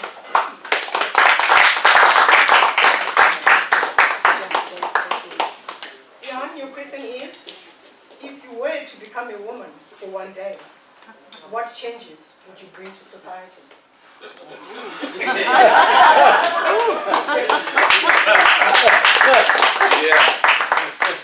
Oh my. Being a kilt-wearing Dutchman doesn't count, I suppose. You know, some people say I'll already wear a skirt, but becoming a woman for one day, well, I would like to give women a little bit more insight into themselves, that there is no glass ceiling for women. You know, we keep talking about glass ceilings, and you know, we put ourselves as women. I'll be a woman for a day. As women, we put ourselves in a box. You know, there's plenty of other people who will put us in a box without us adding to it. But sometimes us women are the worst enemies to us women. And I think that, you know, we should finally start to realize that, you know, there is no glass ceiling. And if there is glass, is it not see-through? Does that not mean that we can actually see higher and further than we've ever done before? Yet we let it stop us because other women actually keep telling us that we are not good enough, and if we are good enough, they get jealous and they do everything in their power to stop us one way or another. Behind our back, in front of our faces, talking to the boss. And then of course, the other thing about a glass ceiling is it's glass. Now, we can shatter glass. So even if you think a glass ceiling exists, start to shatter that thing. No, don't stop yourself short of everything you're capable of. As women, we have more power than we've ever had before. Liberation came to us many years ago, but we keep ourselves in prison, in the prison of our own beliefs. And as women, we need to stand up for ourselves, but we also need to start standing up for our fellow human being, whether it's got a skirt on or whether it's got a pair of pants on. We should not separate ourselves. No, ladies and gentlemen, my partner started a movement, Ladies and Gentlemen Unite. Ladies and gentlemen have to unite, because unless you think you're on your own in this world, yes, we come from women, and we were born through women, and women shape our destinies more than we ever like to believe. But us as women, we've got a belief that we are not good enough. We have got a belief that somebody, because they get paid more for doing the same job, because they get more promotions. No, maybe it's about time we started to believe more in ourselves. And when us as women start to believe more in ourselves, and that's what I would do in a day, I would all day long go on the social media, on television, and say, women, it's time we stand up for ourselves, believe ourselves, and treat other women right. Thank you. Your time starts now. Hey, Donald, where you treason? Thank you, Jan. That's very good advice. I hope all the women around the room are listening to that and put some of that advice into practice. Thank you, Jan. My third speaker is Maud.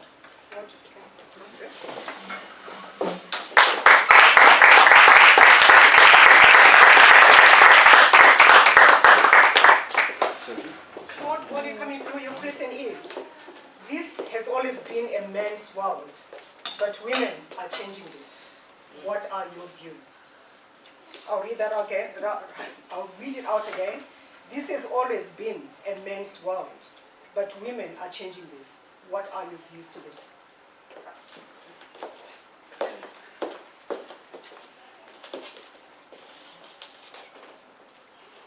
The reality is it hasn't always been a man's world. If you think of the word woman, it has wu, man. If I think about it in a very linear sense, women birth children, they are caregivers, they are nurturers, they inspire, they influence, they impact. So no, I don't believe that men are the be-all or the start of it all. I do believe it's women. Yes, we might not be the same, considered the same in society or in the workplace, or there may be the glass ceiling that the previous speaker spoke about. But in reality, it is actually a woman's world. But the truth of the matter is, whether you're a woman or whether you're a man, one thing remains the same. We are all equal in front of God. We have our roles in society that define us. We are different as created by God. And that's what makes us each unique in our own special way. Should there be a comparison between women and men? No, I don't believe so, because we are unique in our own special way. So yes, men may have been created differently, as the speaker said, but essentially, we are all the same, Madam Chair.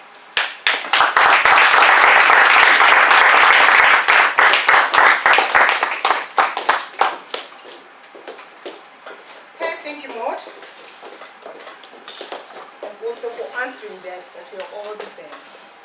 It's not just a man's world. My next speaker, the speaker number 4, that's you, Fortune. Come through, Fortune.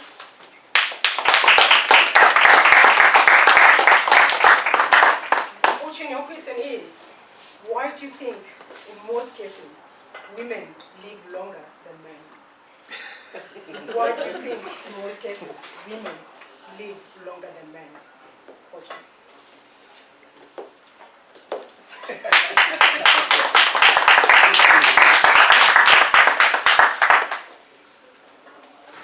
Thank you, Madam Topics Master. Do women live longer than men? Anyone to answer? Yes. Yes. Is it a fact or is Yes. Okay. I think we need to scientifically test that assertion, because me, I don't believe so. But I've seen insurance companies that have been advertising insurance policies that are cheaper for women. I don't know if it's accurate to say. I don't think it's a scientifically proven fact. But if it's so, I think it's because men are they're adventurous. If I want to say, men are adventurous.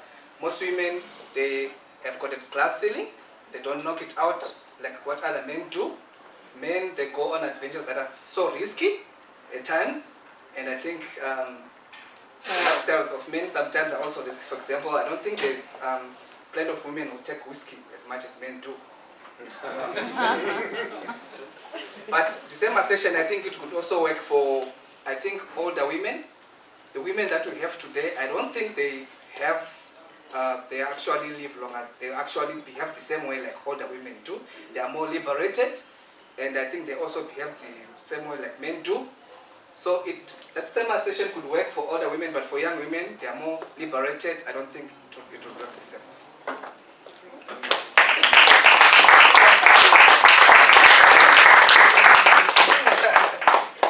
Okay, thank you, Fortune, for those views. And then the next speaker is speaker number 5, and that's you, Cecil. Would you like to come through, Cecil?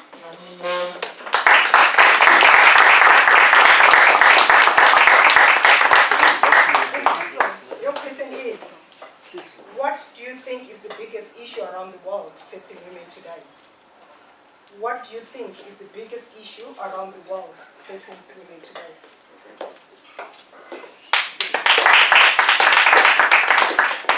Good morning, everyone.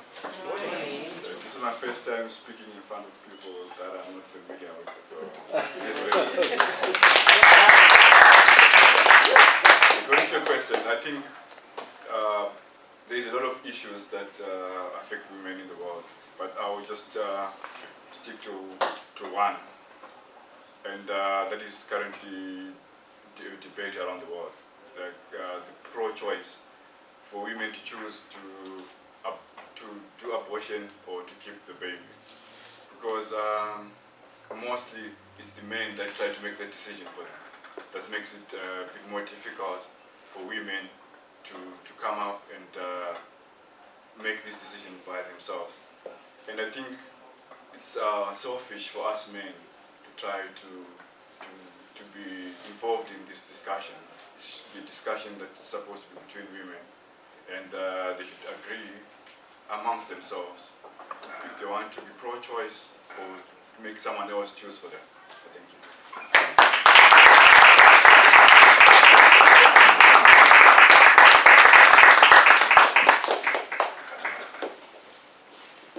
Okay, thank you, Cecil. If I can please just check with the timekeeper, are the evaluators ready? While we wait for the evaluators, I will present the time of our impromptu speakers. Hugo, you spoke for 2 minutes and 25 seconds. Jan spoke for 2 minutes and 40 seconds. Maud spoke for 1 minute and 24 seconds. Fortune, you spoke for 1 minute and 32 seconds. And Cecil, you spoke for 1 minute and 7 seconds.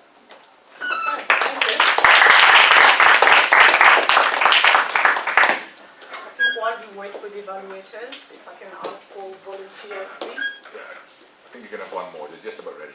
Just, okay, one more. I need one volunteer, otherwise I'll just pick out on somebody.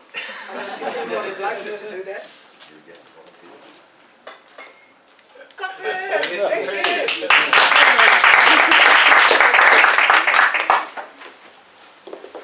Okay, Cobus, your question.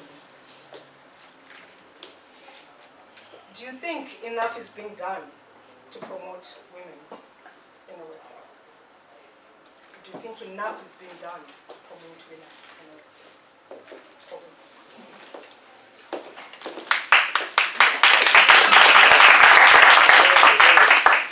I don't have enough insight into large corporations, but I do know that there are plans in place to try and balance the scales.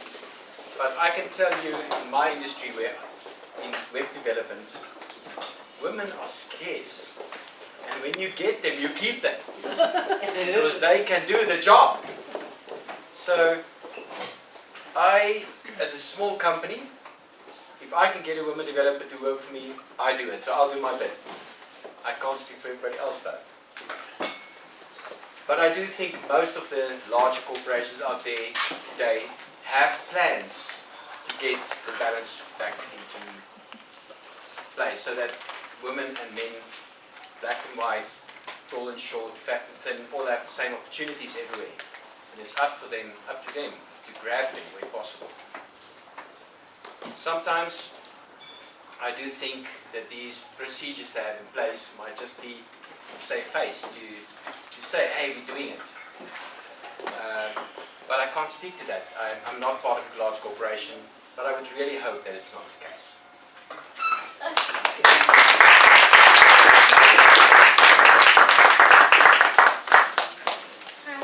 That brings an end to our table topic session, and I'd like to thank everybody for participating. And I can just, okay, I see everyone is waving their papers. I think that means something. Can you please vote for the best table topic speaker? We had, sorry, yeah, we're on time. We've done the time. If I can just give the names again, the first speaker was Hugo. And second speaker, Jan.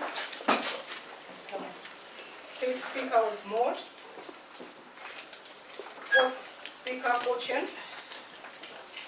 Fifth speaker, Cecil. And the last speaker, Cobus. So once you've finished your vote, you can just put your hand up. Put your hand, put your hand up.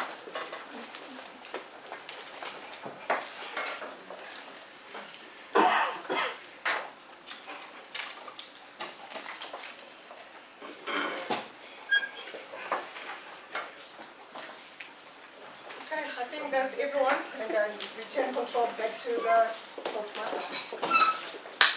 Thank you.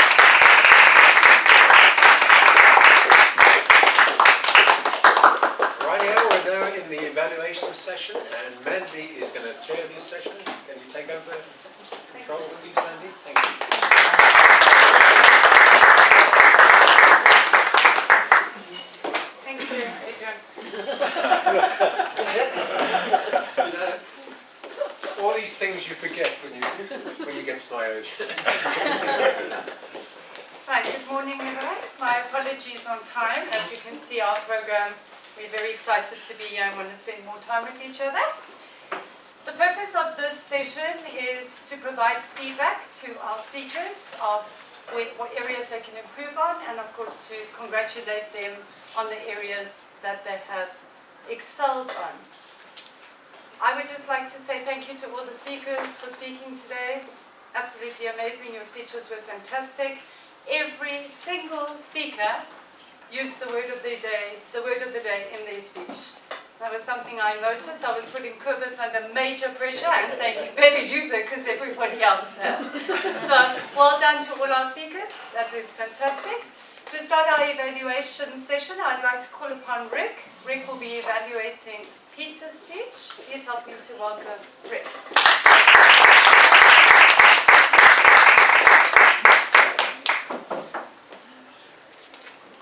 Thank you, Madam Evaluations Chair. And especially Peter, thank you for that speech.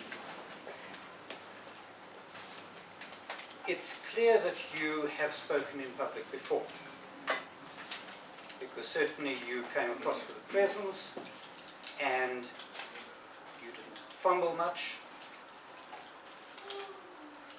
You made yourself vulnerable to the audience. We appreciated that. And it made for a good speech. You've asked me to be liberal in my criticism, so I am going to give you points for improvement. Firstly, remember we have an R counter, so you're going to get a count later on. You were using quite a lot of ums and ahs. Watch out for that. You can simply pause. Sometimes I pause too long.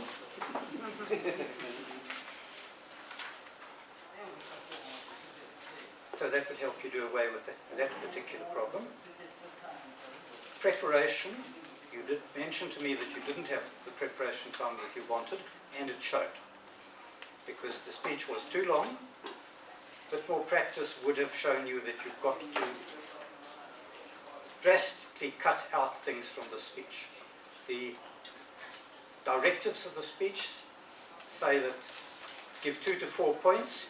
You gave many more points, and that did pad the speech too long, which then left you with the dilemma of, do I cut the speech short at this point when I've hardly got to my topic, or do I speak through the red light, which we're fairly liberal in this club in terms of we don't chuck the speaker off the podium when they go over time. Some clubs start ringing bells or making noises or throwing things at the speaker, so you were lucky in this case.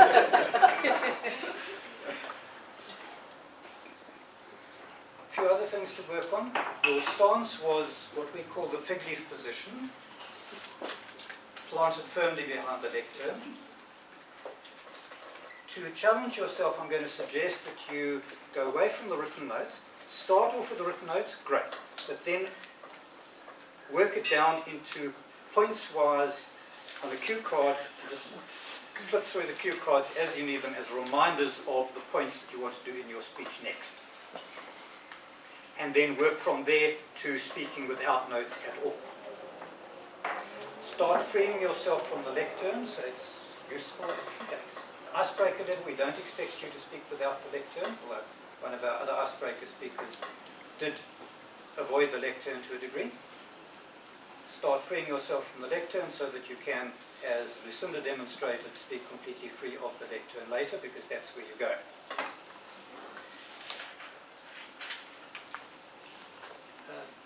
Your theme of the speech came in a bit late. Ideally, you want to introduce it right at the beginning and then weave it through and finish with that at the end.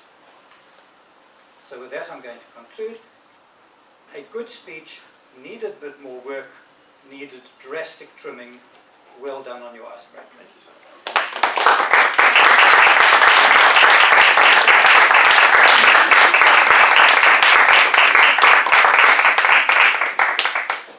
Thank you, Rick.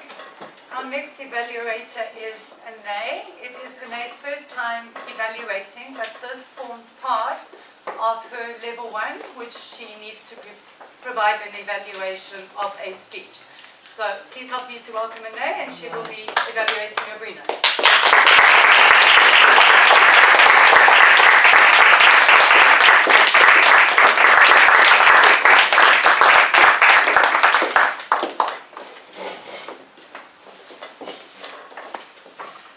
Thank you, Evaluation Chair, and thank you, Abrina, for a really well delivered speech. The purpose was to introduce yourself to the club, and you've achieved that objective. We got to know you really well. We loved how you carried your title of fear into the speech, and then calling out all your own fears as well, and how you overcame each of them. You had a very well structured speech, and you followed all the guidance on the pathways. Very well done on that. Your speech was very humorous and captivating. We loved how you used self-deprecation and how you laughed at yourself when you told us about running for 21 kilometers. You may want to move on you may want to work on your body language. I'm not good at it, I must admit. But you were swaying around in the spot like this. And in the beginning you had your hand on your tummy. And then as time progressed you became a lot more comfortable. So well done on that. To challenge yourself, you can use the notes and the podium. You were really well prepared. Thank you very much, Abrina, for a lovely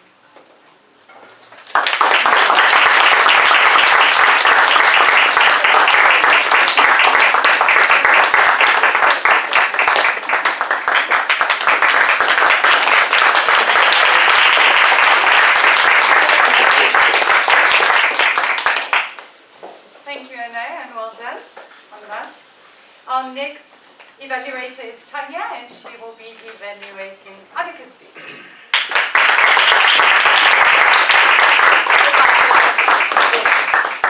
Ready? Oh dear. Annika, your path that you're on is called Persuasive Influence, and the specific objective today was to connect to your audience.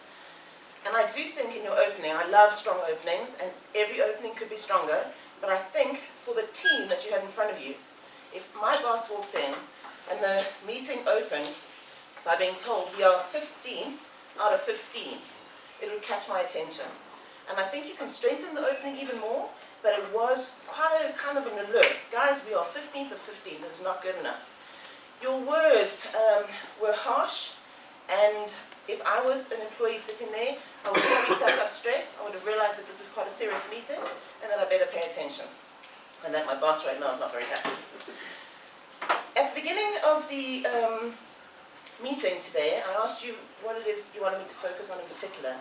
And you said the use of humor, and whether humor was appropriate in a talk of such a nature. And the one time that you did use humor that I think was very appropriate is when you've gone on quite a bit, lecturing the team, asking them for calls to action, to climb out of the stigma, the power to excel. It was getting really intense, very reprimanding. But then you stood back and you spoke about a personal story where your manager called you out, and then a gentleman called you out. And your actions and everything there was nice and humorous. I think it just lightened the mood for a little while. So I thought that was well used and impactful. However, the stage usage, or in your meeting room usage, I I don't know if you were using the stage effectively, and I think when you're going to prepare for that meeting, you need to look at the meeting room you're in and decide exactly how you want to use the stage or your meeting room, and to make sure you connect with every single one of your employees. You kind of generally were sweeping across, and I think you can be far better eye contact to be more impactful with your team. So I think this use of the floor and the use of eye contact, I think, will improve the seriousness of what you're trying to get across to the team. You then went on to talk about how you want to improve. Less of the why and more of the how. And I thought it was lovely again that you weaved in a personal part of your own improvement. After your boss and the gentleman had come to complain, you joined Toastmasters to improve your ability to talk and communicate differently. When you suddenly were at the closing, I got caught off guard. The closing was very quick, and you kind of said, we need to make it work, and that was the end of it. And I was thinking, wow, if I've been in a meeting for 20, 30 minutes, and my boss has been lecturing me for quite a while, and we're talking a lot about the how and not the why, but you just wrapped it up so quickly with we need to make it work. I'm not quite sure how much it would resonate with the employees when they left the meeting. So we were thinking, instead of going and saying the whole time, we must do this, we must do that, we must, maybe you weave in some more inclusive statements, like let us do something together. So instead of lecturing the team for 20 minutes, towards the end, look at a way where you can kind of connect with them. The whole purpose was to connect with the audience. Let us do this. And maybe there as well, you have your employees sitting with a piece of paper and a pen in the meeting room. And when you're going through the let us do something, ask them to maybe take 5 minutes to write an idea down on how we will improve. How we will go from 15th to number 1. The closing remark for myself is that you looked the part, you were incredibly well dressed, it is always very impactful, and I think overall you're going to have a great meeting next week, if it's next week. Good, thank you very much.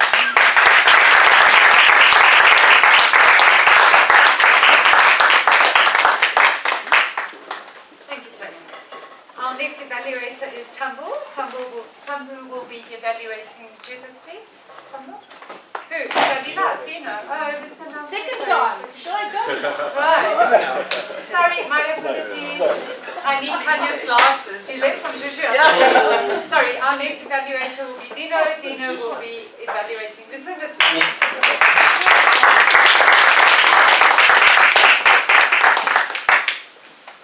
Lucinda. Dino. Magical thread. Purpose of your speech was to practice the skill needed to connect with an unfamiliar audience. Did you achieve it? Your speech was very moving from my side, and it was a very brave speech. Could I have spoken about my challenges within my life, spoken about my house that was burned down by churchgoers, and took a step back, thought about what they needed, how this community needed to improve, and actually go and help them. You're a very brave individual for taking on those steps, and just the way that you communicated that whole flow, your whole journey was beautifully packed. The use of the English language, deliciously diverse. Sorry, that was near the end of your speech, but throughout your speech you used very colourful words, which really gave a vivid imagery of the different scenarios that you were going through.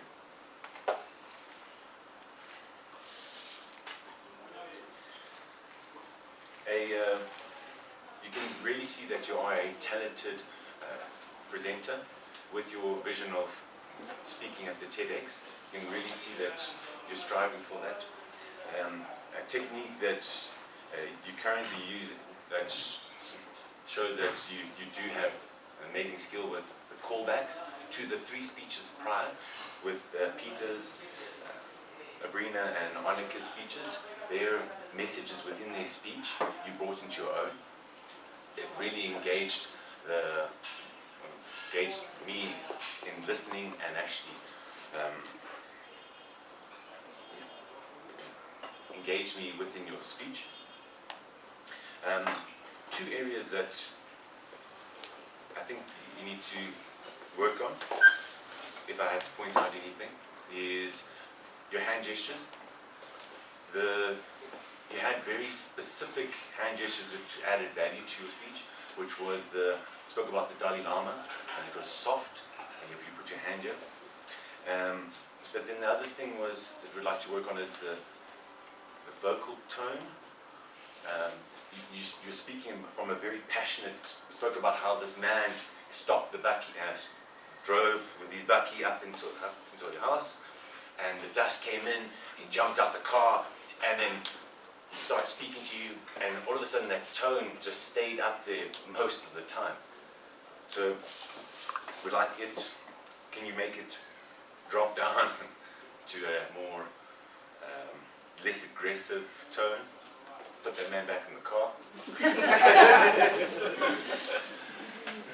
And the other thing was just,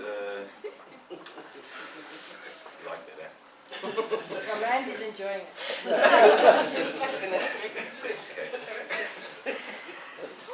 Okay. So, I like the way that you ended your speech by calling us to ensure we're able to liberate the way that you people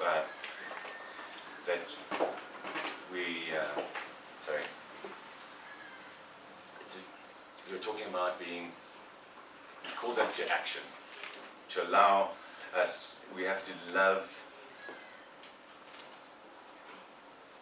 I feel so embarrassed that I can't put your message so succinctly on, but you wanted people of different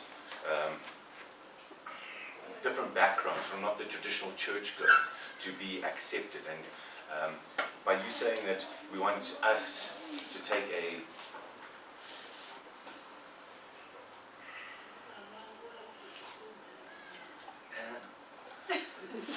so embarrassing because you did it so well. It's about that magical thread, and we're all humans, and we all want to have to be accepted and to live our lives the best we can be. And why should anybody be put above that? And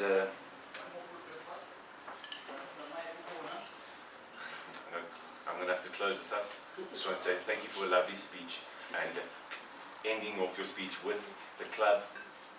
I think you should have said everybody needs to come into action and be more tolerable. So thank you for that speech, and thank you for being so great.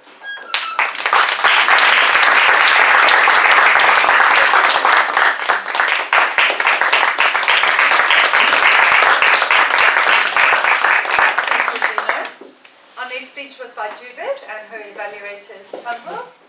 Please help me welcome Tumble.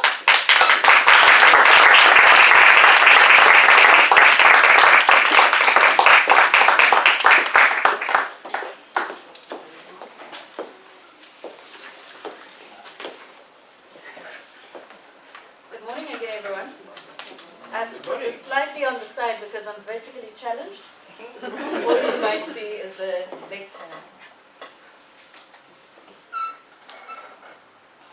Judith, it's always such a privilege to evaluate your speech, and I don't know why this club keeps putting me on the spot and giving me such excellent Toastmasters such as you to evaluate.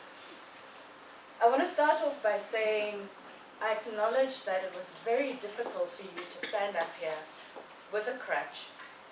It makes you have limited mobility and less flexibility and wanting to turn around both ways. And I commend you because you handled it very well. And even when you felt that you needed the lectern, you paused, you called for it, and you didn't interrupt your speech. So well done on that. Your opening was great. I wear this t-shirt with pride. And it's quite something for you to be wearing your prop, because now we have to look at it all through your speech, which makes it really impactful. Well done on that. You brought your speech and your event to life and your team building to life. This was a very serious speech, clearly activism is not for sissies. But you managed to drop a bit of humor throughout your speech. And I must say you have a bit of wicked humor. You talked about how you couldn't get up the stairs and chuckled at yourself. For me, that's not all that funny, considering I can't get up the stairs for no medical reason.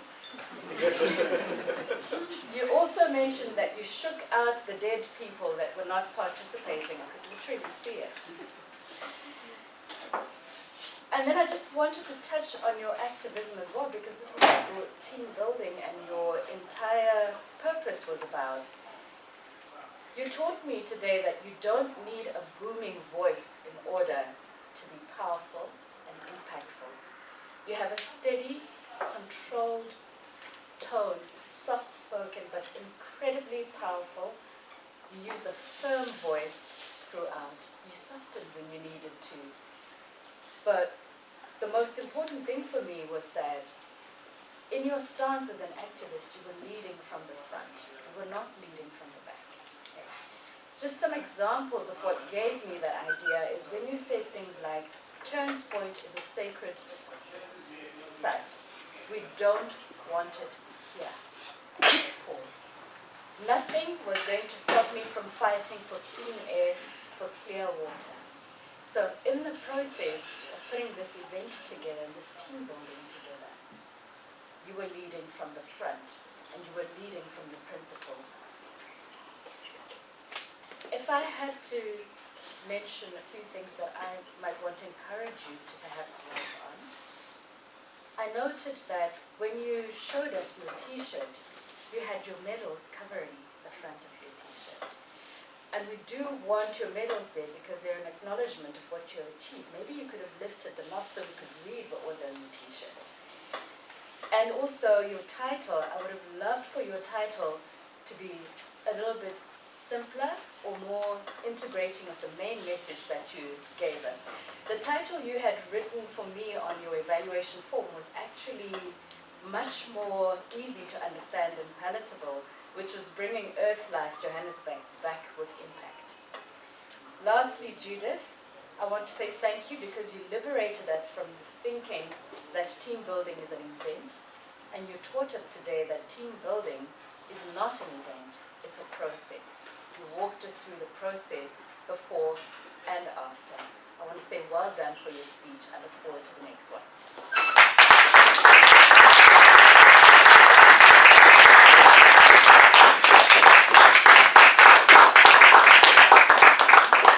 Thank you, Tambo.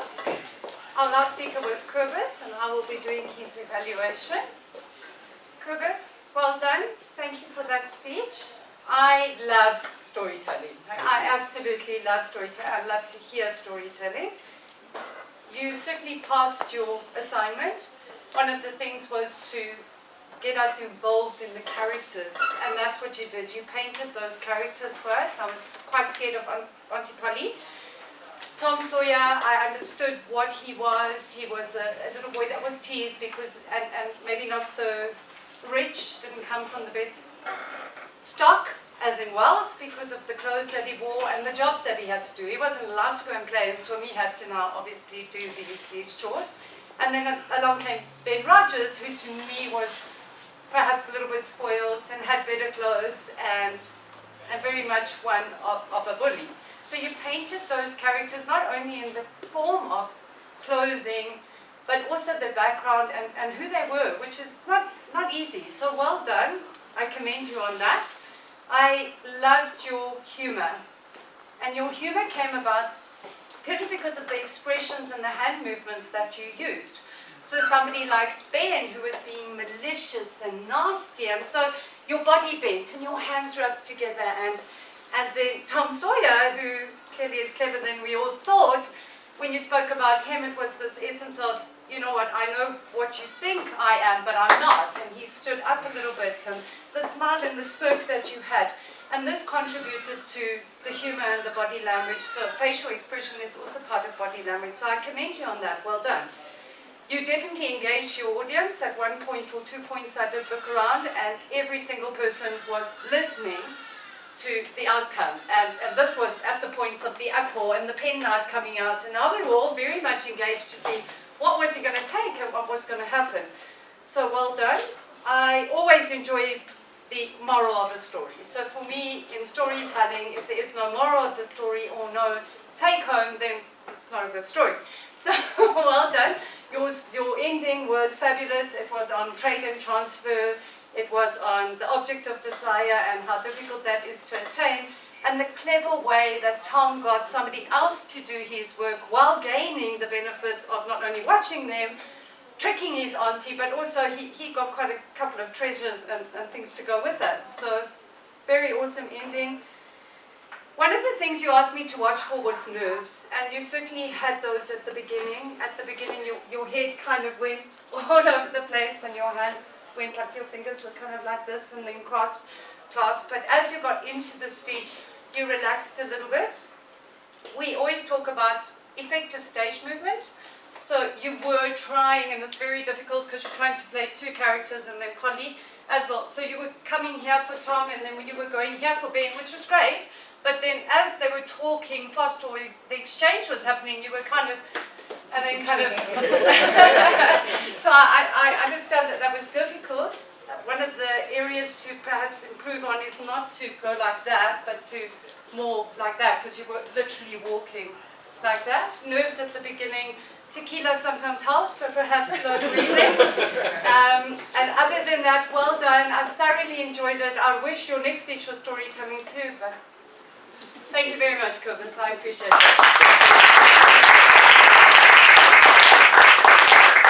Hi, thank you very much, evaluators, for your wonderful evaluations. I hope that the speakers can gain some valuable feedback from that session. I would like everybody to please vote for their best evaluator. Fortune will make his way around to collect those. And in the interim, can we please have a timekeeper report to circle? Sure. All right, so Rick, you spoke for 3 minutes and 28 seconds. Anae, you spoke for 2 minutes and 19 seconds. Tanya, you spoke for 3 minutes and 53 seconds. Dino, 5 minutes 11 seconds. Tambu, 4 minutes 10 seconds. And Mandy, 3 minutes 34 seconds. Thank you very much. Right, I'd now like to call upon Harold to give us his grammarian report.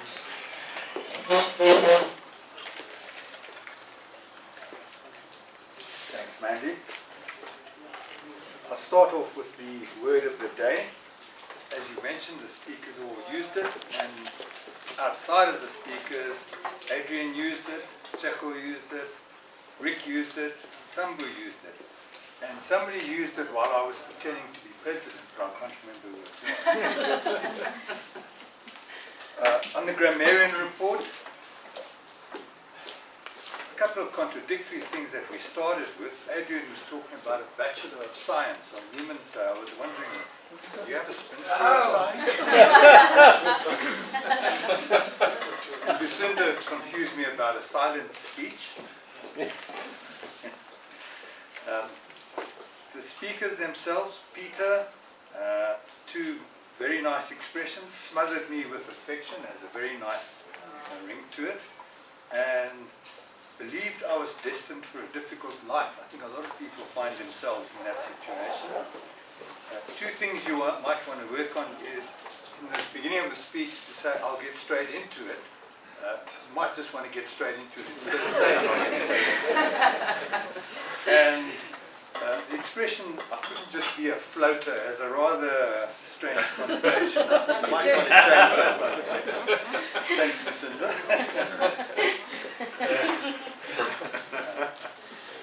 Abrina, some nice acronyms on the word fear. I've discussed with her, I think she could have just made it clearer that it was an acronym, the F-E-A-R, for the audience, because sometimes people don't pick it up straight away. Two nice expressions. Am I afraid of failing or afraid of succeeding? And then, I've been afraid of something I enjoy. That was quite an interesting way of putting it. And then, You said you were tired and exhausted of running. Normally we talk about tired of running or exhausted from running. It's a funny language, this English, but just for the future, you might want to use one or the other. Annika, I love the expression tenacious team, and be the change you want to be, used in a very appropriate way. Lucinda, I like the expression, a mindset that lives in our country. It's quite expressive. It just shows that it is a problem. And mentioned by Dino, the delicious diversity was a very nice expression. A little bit colloquial with Bucky at a hell of a pace. It was Afrikaans living in Bloem. Okay, well, Bucky, I think most people, a hell of a pace, maybe you could use a little more correct English. And then an Oranje kind of thing. Perhaps you could say he's creating another Oranje scenario if you want to be want to improve on that one. Judith, team building is not a once-off event and a sacred site for people living there. I thought that was very descriptive, and Tambu mentioned that as well. And I like the contrast when you said they don't have clean water, they have sewage. It really describes it well, and it's very true in a lot of communities. I was a bit worried about your got into auditing difficulties. You might have been more specific, like saying our audit showed up some problems, or we didn't have proper audits or something like that. I've just said something like that too. Quibus, let me see. Not every day that you get to paint a picket fence. I like that one. Because you could say that about a lot of lousy jobs as well. And an opportunity you can't spork at. That's a good expression. Give him a bit of slack. Don't know about it, but it was expressive. It was, we learned from it. And then in the table topics, Sanzi told us you can't just learn by observing, which is true. And I like Jan's expression. He says, us women are the worst enemies to us women. You might want to shorten it by just saying, we're our own worst enemies. That was impromptu. And Mandy,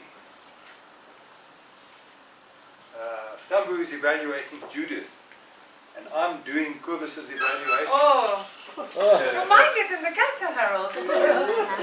Remember you evaluating? And last but not least, Kobus. You look for trouble when you say women fat and thin. I don't know why you say that. You're going to land in trouble if you say that. Madam, Taking it out of context, man. Out of context. Thank you, Harold. I now see why not many people put their hand up for that role, because as you're doing the role, people are giving you quite a bit of flack. With reason. Yes, but well done. Very good listening. Your wife will be very proud of you.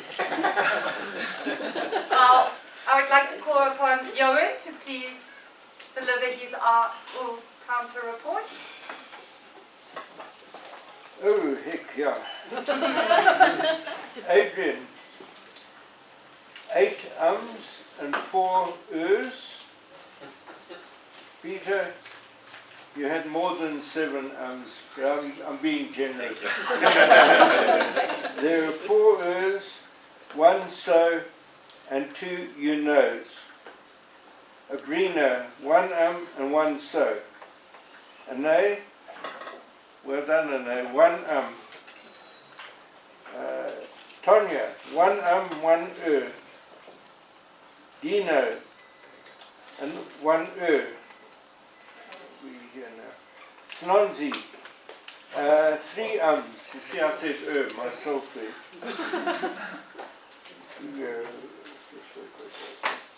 Fortune, 3 ums. Cecil, 1 and 4 ers. Tonya, 3 ums. Dino, 7 ums and 1 Probably nothing. Now, Mr. Past President, immediate past President, I've stopped counting the ums. Oh, shit.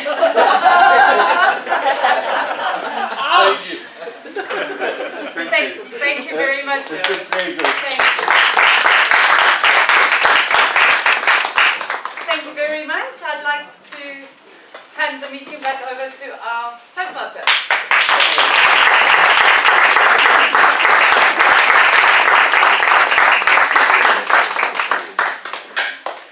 Okay, so wrap-up time. I think everybody's had an enjoyable session. Is that right? Shall we all applaud our speakers all at once?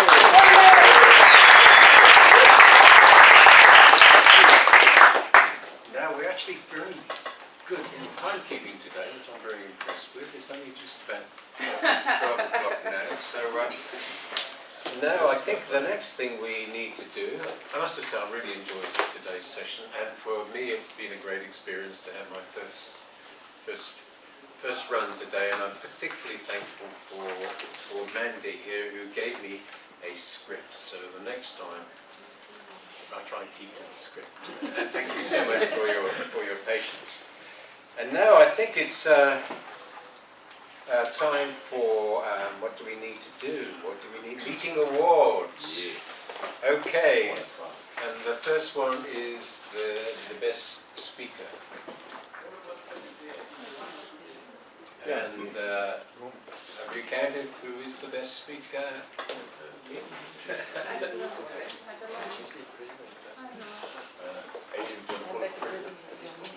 Oh yeah, no, this is it. The president normally does this, doesn't he? Yes. So Mr. Past President, you're now president at this point in time. Can you do the presentations, please?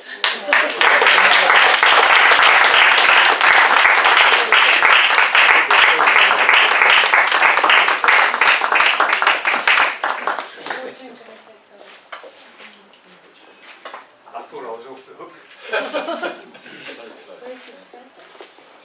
I thought I'd been fired for all my ums.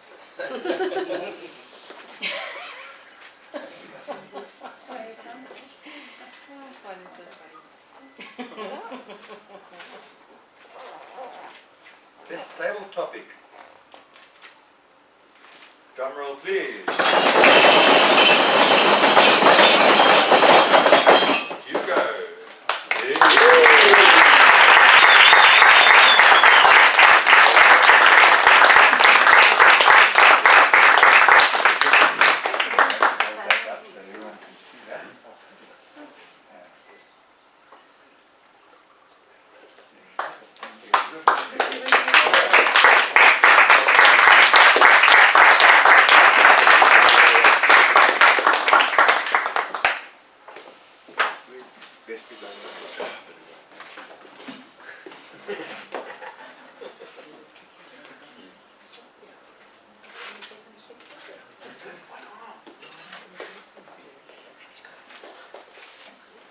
Best evaluator.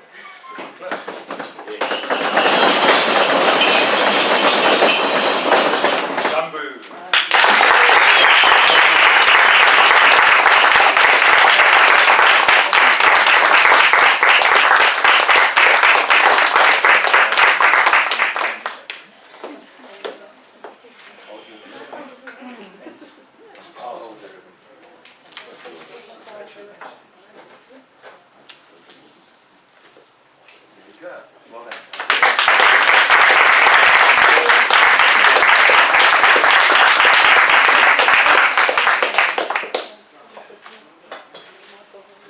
Genie of the day.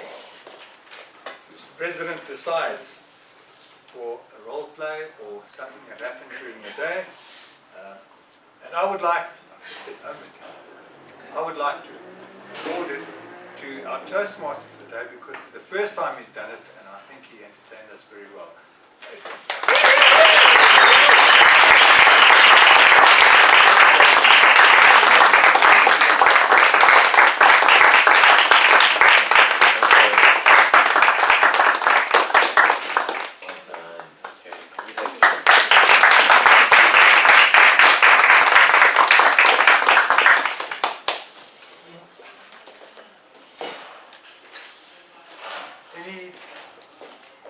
Any suggestions for the mug of the day? 2 people who forgot I was speaking, I can share it. Yeah. Thank you. So, with the 2 people who forgot that Lucinda was speaking, please come up, Adrian and Matt.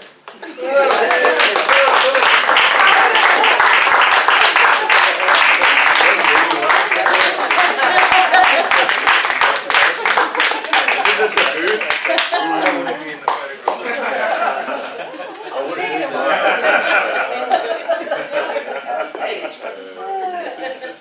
Nice. Well done.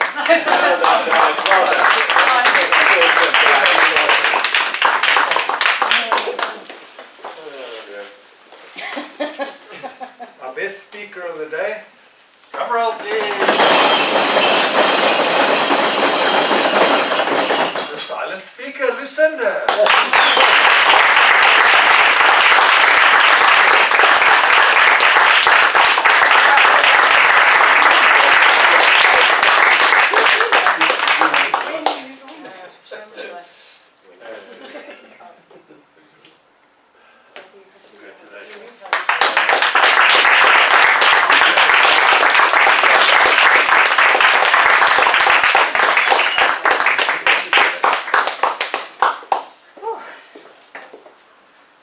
Point. Yes, Adrian. Can I put my treasurer's hat on? Yes. Mr. President. Please do. As you know, on the end of September, basically, we must pay all our dues. So this coming week, I'll be sending out invoices to all our members there. So please respond. I will keep on sending messages to those who are sort of delaying things. And if you do have any sort of problems, maybe we can make a plan if you've got financial difficulties. The club is financially in a good position, and shortly, maybe at the next meeting, I can give you a rundown on basically what's happened over the last year and our budget for this coming Toastmasters year. Thank you. Thank you.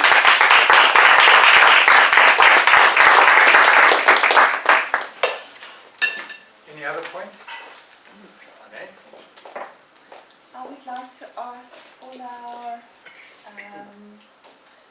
visitors and our guests to please stay behind and chat to me for 2 minutes after the meeting. Thank you.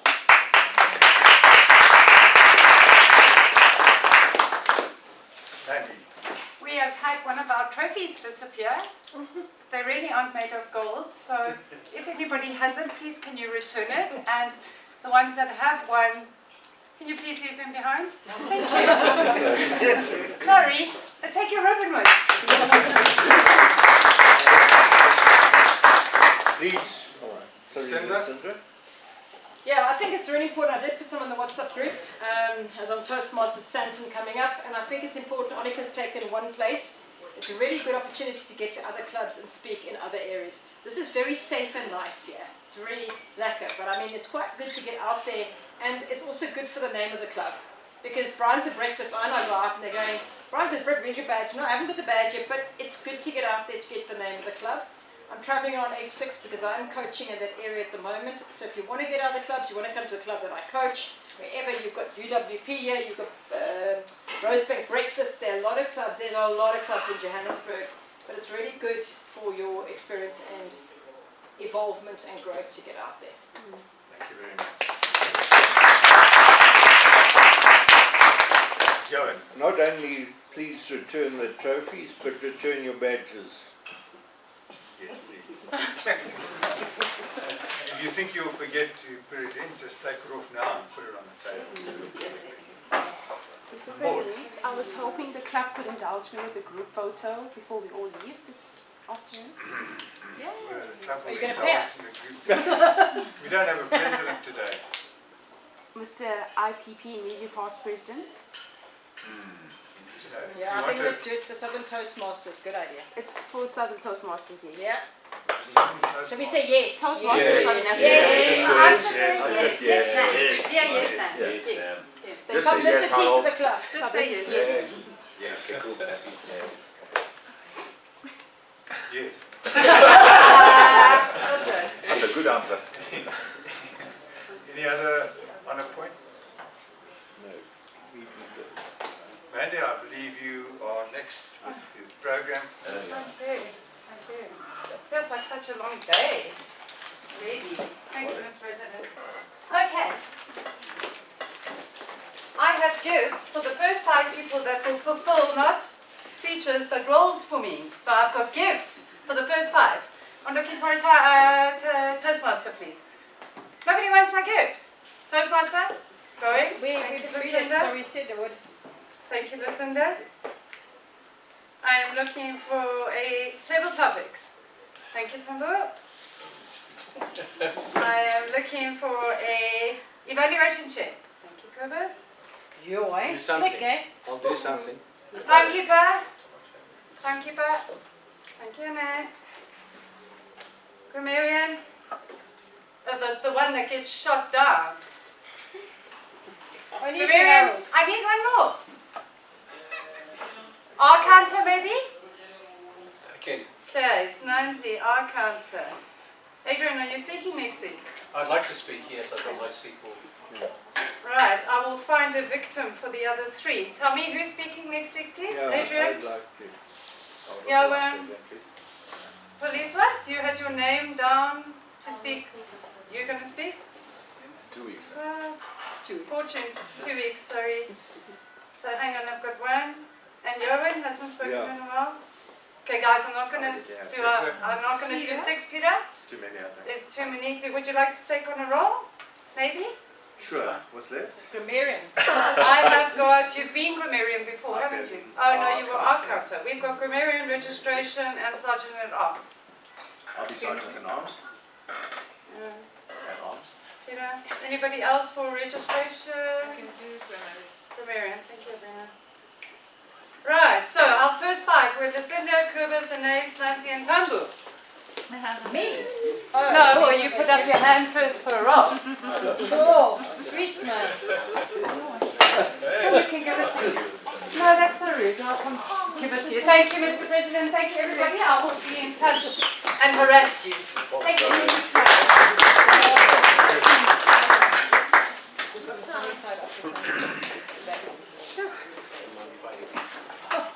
Enjoy it. That brings us to the end of the meeting. Nice to have such a full program. More speakers than we've had for a while. It was very enjoyable. Thank you all for your participation and for your support during the meeting. Next meeting in 2 weeks' time. Look forward to seeing you there, and I hereby declare the meeting closed.